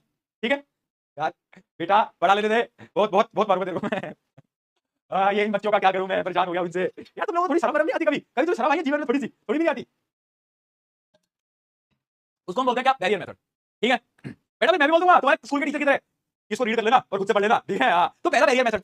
एक मेथड और होता है बेटा जो कि रिकमेंड नहीं किया जाता है ना, पिल मेथड होता है। कुछ ना पिल्स आती हैं, जैसे कि आई पिल नाम कहीं ना कहीं अगर सुना हो तो, है ना, सुना है तो भाई बहुत गलती हो तुम लोग, पर ओरल पिल्स होती हैं। तो वो क्या करती है ना, वो फीमेल के अंदर, मतलब फीमेल को उनको लेना होता है, उससे क्या होता है, कुछ केमिकल हार्मोनल चेंजेस आते हैं, जिससे कि जो एग रिलीज होने वाला होता है ना फीमेल में, वो एग मर जाता है, रुक जाता है, यानी ओवुलेशन रुक जाती है। तो अगर एग रिलीज नहीं होगा, तो मान लो अगर स्पर्म सेल चला भी गया, स्पर्म सेल अगर क्या हो गया बेटा, चला भी गया, तो कुछ होगा ही नहीं, क्योंकि वहां फीमेल तो है नहीं ना, फीमेल एलिमेंट तो है नहीं, तो यानी अगर वो चला भी गया बेचारा तो भी कुछ नहीं होने वाला, वो वहां मर जाएगा वो वहां मर जाएगा। देखो, तो फीमेल का जो रिप्रोडक्टिव ऑर्गन होता है वो एसिडिक होता है, तो स्पर्म ज्यादा टाइम सर्वाइव नहीं कर सकता, वो मर जाता है बहुत जल्दी। ठीक है, बहुत सही, ये चीज समझ में आ गया। अगला होते हैं जिनमें से सवाल आते हैं, वो होते हैं सर्जिकल मेथड और आईयूसीडी। बताता हूं, सर्जिकल मेथड होते हैं बेटा दो टाइप के। अब अगर मुझे स्लाइड मिल जाती तो मैं तुम्हें विद डायग्राम बता देता, पर स्लाइड ही नहीं मिली यार, स्लाइड मिल जाए तो मैं तुम्हें विद डायग्राम समझा दूं यार।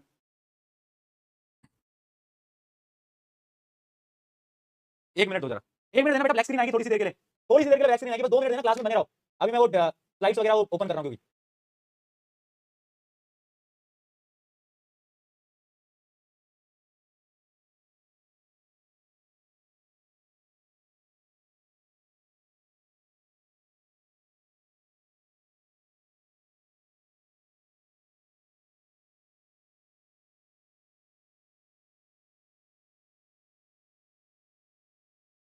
तुम्हें मेरी आवाज आ रही है? आवाज आ रही है तुम्हें मेरी? और भैया आप दिखाई काहे नहीं दे रहे? भैया आप दिखाई काहे नहीं दे रहे? आवाज तो आ रही है ना मेरी? बस रुक जाओ, जरा वेट कर लो यार, थोड़ा सा वेट नहीं हो पाता तुम लोगों से।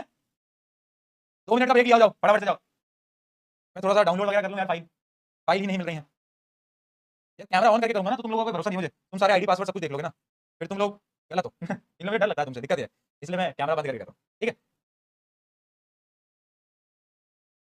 फाइनली वापस वी आर बैक बेटा, वी आर बैक दोस्तों, वी आर बैक, हम आ चुके हैं फिर से, हम आ चुके हैं दोस्तों, आ जाओ आगे सारे।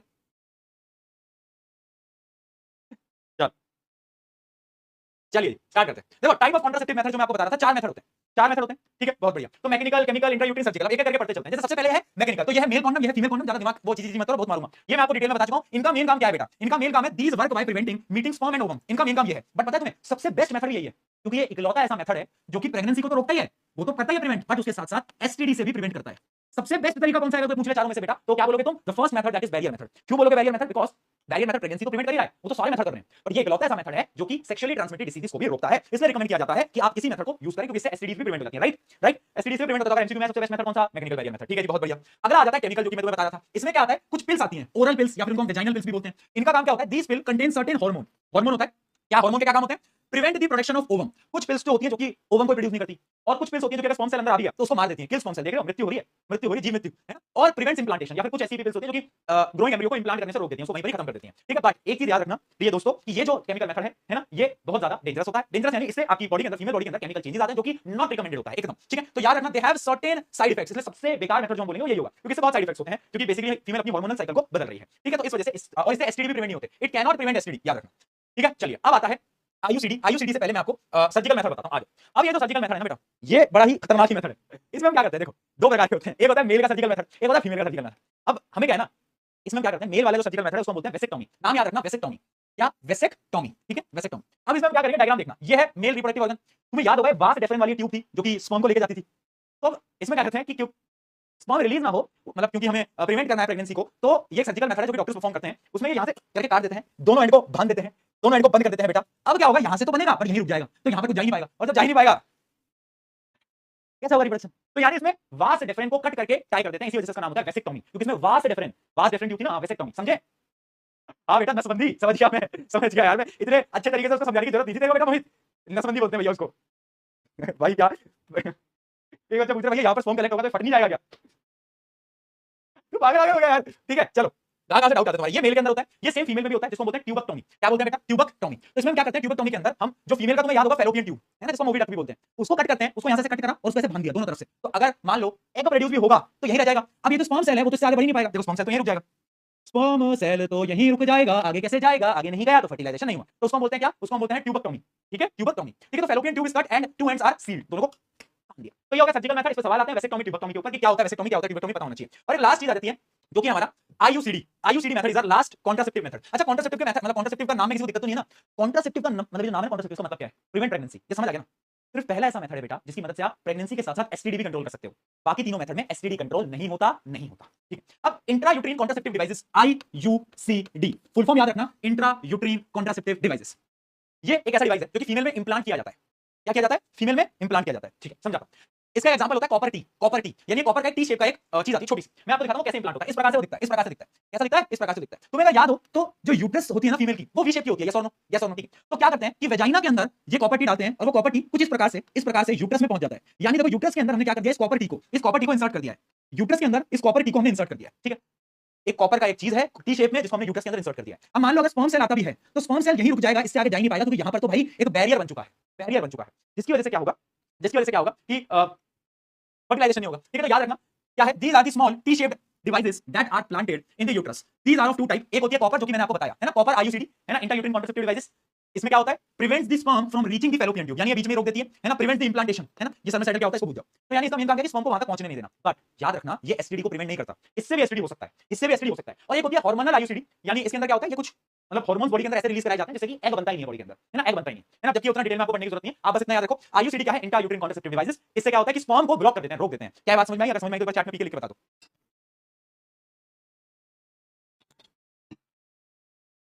तो अब मुझे तुम बताओगे चार मेथड में से सबसे बेस्ट मेथड कौन सा है? ऑब्वियसली बात है बैरियर मेथड। क्यों? एसटीडी भी प्रिवेंट हो गया और उसके साथ साथ भैया प्रेगनेंसी भी प्रिवेंट हो गई, कॉन्ट्रासेप्टिव भी हो गया, चलो बहुत सही, ठीक है, सही है। अब यहाँ पर कुछ ऐसे लॉजिकल क्वेश्चन भी आ जाते हैं कभी कभार कि कंसर्निंग पॉपुलेशन राइज कि रिप्रोडक्टिव हेल्थ क्यों इंपॉर्टेंट है, क्योंकि भैया इतनी ज्यादा पॉपुलेशन बढ़ रही है, लोगों को पता ही नहीं कि कॉन्ट्रासेप्टिव डिवाइसेस यूज करना भी बहुत इंपॉर्टेंट है ना। इस वजह से जो ह्यूमन मतलब रिप्रोडक्टिव हेल्थ है वो बहुत इंपॉर्टेंट हो जाता है। ठीक है, concern about human population size arise due to the impact of an improving life standard, है ना। यानी सोसाइटी के अंदर भैया इतने लोग हैं, है ना, सबको रिसोर्सेज को भी कंज्यूम करना है, वो नहीं होते वैल्यू बेस्ड क्वेश्चन, वो आ जाते हैं कभी कभार कि रिप्रोडक्टिव हेल्थ क्यों इंपॉर्टेंट है, इसलिए इंपॉर्टेंट है भैया पॉपुलेशन देखो कितनी बढ़ रही है। अगर रिप्रोडक्टिव हेल्थ नहीं दोगे तो दो चीजें, एक तो डिसीज से तो प्रिवेंट करना ही है, एसटीडी से प्रिवेंट करना है, लेकिन यार लोगों को बताना भी तो है कि पॉपुलेशन कंट्रोल करो, रिसोर्सेज कम है हमारे पास, अगर इतने सारे बच्चे होंगे तो सारे रिसोर्सेज खत्म हो जाएंगे है ना। तो ये दो मेन रीजन हो रहे होते हैं। ठीक है बेटा, ये जितने बच्चे मैंने तुमसे सवाल पूछा बेस्ट मेथड क्या है, बच्चे कॉन्डम लिख रहे हैं। बेटा बैरियर मेथड लिख के आना एग्जाम में, ये कॉन्डम मत लिख के आना, बहुत थप्पड़ खा जाओगे, दिक्कतें हो जाएंगी तुम्हारे साथ, मेरा कुछ नहीं होगा, टीचर मारेगा तुमको, है ना। ये कॉन्डम का तो बड़ा मीम चलता था ना स्कूल टाइम पे, मुझे नहीं पता तुम्हारे में चलता है, तो हमारे में चलता है वो वही मीम चल रहा था, मतलब मीम मतलब ऐसे मजे लेते थे कि तुझे पता है उस डॉम ने मेरे साथ क्या करा, तो सामने वाला बोलता था कौन डॉम, तो फिर हम बोलते थे ओ तूने ये बोल दिया, ये बोल दिया, ये बोल, ऐसे मीम चलते थे अभी चलते हैं कैसे, थर्ड क्लास मीम, बताओ भाई थर्ड क्लास मीम चलते हैं क्या भाई अभी भी। चलो कुछ एमसीक्यू देखते हैं, फिर ये पूरा चैप्टर आपका यहाँ पर खत्म हो जाता है। Which contraceptive method protect from both pregnancies and STD? कौन सा है भैया जो प्रिवेंट करता है अकेला? यहाँ पे भी कॉन्डम लिख दिया, अभी बच्चों को मैं यही सिखा रहा था कि डायरेक्टली मत लिखा करो और इसी में लिख दिया। बेटा पीपीटी वालों तुम नहीं मान रहे हो, तुम ज्यादा ही उछल रहे हो, बैरियर लिखना था इसके भी गलत हो। चलो ये असर्शन रीजनिंग तुमने कर लिया, ये कहां से आ गया अचानक से। हां, which of the following is a viral STD, viral यानी जो कि वायरस से फैलता है। एड्स जो होता है बेटा याद रखना वो वायरस से फैलता है, ठीक है। अच्छा गोनोरिया किससे फैलता है, बैक्टीरिया से। साइफिलिस किससे फैलता है, बैक्टीरिया से। चलो Which surgical method contraceptive is used in males? Males में क्या होता है, मेल्स में बेटा वास डिफरेंस को कट करते हैं, यानी वेसेक्टोमी। वास डिफरेंस याद रखना बेटा, वेसेक्टोमी। चलो Which contraceptive method protect from both pregnancy and STD? यही है सवाल जो कि सबसे ज्यादा पूछा जाता है। बैरियर मेथड, उसको एक्सप्लेन कर देना। बैरियर मेथड यानी कॉन्डम यूज करना जिसकी मदद से स्पर्म और ओवम मिल नहीं पाते, ठीक है जी। व्हाट इज रिप्रोडक्टिव हेल्थ बता चुका हूं, इसकी इंपॉर्टेंस क्या है वो भी आपको बता चुका हूं, ये तो हमने बहुत बार लिख लिया। इसका आंसर भी है कि आगे मैं आपको फिर दिखा देता, वरना चलो कोई बात नहीं, इसका आंसर नहीं है। एक मिनट कहां गया, नहीं नहीं, हाँ ठीक है। एक क्वेश्चन ये है, describe the surgical method of the birth control in human. Human के अंदर सर्जिकल मेथड बताओ बेटा, दो होते हैं, एक होता है वेसेक्टोमी जो कि मेल के अंदर होता है, और एक होता है ट्यूबक्टोमी जो कि होता है फीमेल के अंदर। ये दो मेथड्स होते हैं जो कि तुम्हें याद रहने चाहिए, ठीक है। और ये जो सर्जिकल मेथड है ना बेटा, इसमें बहुत बड़ा सवाल आया यहां पर बेटा। फाइनली हमने दुनिया जहान का सबसे इंपॉर्टेंट चैप्टर तुम लोगों के लिए वो हमने खत्म कर दिया है। तो एक बार जोरदार तालियां बजा दो, एक बार फटाफट से तालियां बजाओ, चलो तालियां बजाओ सभी, ठीक है। Well done well done well done. क्या क्या क्यूट, अरे क्यूट पीके, क्यूट पीके बना दिया है दोस्तों, एकदम नन्हा मुन्ना क्यूट पीके है, तो क्या बात है। यहां पर आपका ये चैप्टर हो जाता है समाप्त। एसीपी अपलोडेड है, कल से एक नया चैप्टर हम स्टार्ट कर रहे हैं, ओके जी। इसकी एसीपी हम बाद में डिस्कस करेंगे, ओके, क्योंकि एक टाइम क्योंकि अभी बच्चों के हाफ ईयरली भी चल रहे हैं कुछ के, तो अभी उनके पास समय नहीं है, तो अभी एसीपी डिस्कशन नहीं करेंगे। मेनली एसीपी डिस्कशन हम सैटरडे को करते हैं, सैटरडे तक का टाइम तुम ले लो, सैटरडे तक का तुम टाइम ले लो, ठीक है। यहां पर हमारा चैप्टर पूरा खत्म होता है ना। ट्विन ट्विन बेटा बहुत कॉम्प्लिकेटेड है, वो अगर मैं समझाने बैठूंगा तो तुम्हारी बायोलॉजी अभी बहुत वो हो जाएगी, मतलब वो तुम्हें समझ नहीं आएगा, उसमें हमें बहुत चीजों की डेप्थ में जाना पड़ेगा कि क्या क्या होता है, ओवम के अंदर क्या क्या होता है, उन सारी चीजों के लिए हमें पढ़ना पड़ेगा। तुम्हें ये समझना है कि ट्विन कैसे फॉर्म होते हैं, राइट। तो इतना याद रखना कि अब ये चैप्टर हो गया खत्म, एसीपी करो। कल से हम एक नया चैप्टर स्टार्ट करेंगे, और वो चैप्टर होगा कौन सा, बताओ भाई कौन सा होगा chapter? Magnetic effect of electric current, है ना, वो चैप्टर यानी फिजिक्स हम कल स्टार्ट करते हैं। छोटा सा नन्हा मुन्ना सा क्यूट चैप्टर है, क्यूट क्यूट क्यूट, मजा आएगा। तो उस चैप्टर को हम स्टार्ट करते हैं बेटा, और उसको हम पढ़ना डिटेल में स्टार्ट करेंगे, ठीक है जी, ओके जी। कार्बन नहीं करेंगे अभी, कार्बन पहले पहले ये हो जाए फिजिक्स का, कार्बन आराम से पढ़ेंगे। कार्बन में टाइम लगेगा, कार्बन में हमारे 8-9 लेक्चर लगेंगे लगभग। ये छोटा चैप्टर, पहले छोटे से चैप्टर को निपटाते हैं। कार्बन आराम से तसल्ली से बैठ के पढ़ेंगे, कोई दिक्कत नहीं है, क्योंकि मैं कार्बन में हड़बड़ी नहीं करना चाहता। कार्बन बहुत इंपॉर्टेंट चैप्टर, थोड़ा टफ भी है, तो उसको मैं डिटेल में पढ़ाऊंगा, बहुत आराम से पढ़ाऊंगा, तहजीब से पढ़ाऊंगा, मजे से पढ़ाऊंगा, राइट। चलिए इसी के साथ आज की इस कक्षा को करते हैं समाप्त। थैंक यू 1.5 घंटे की क्लास में पढ़ने के लिए, लव यू ऑल, बहुत सारा प्यार। कल मिलते हैं नए चैप्टर के साथ। दोस्तों को बता देना कल एक नया चैप्टर आ रहा है, तो सबके सब पहुंच जाएं 5 बजे। मिलते हैं कल, take care, love you all, bye bye bye bye दोस्तों, बाय।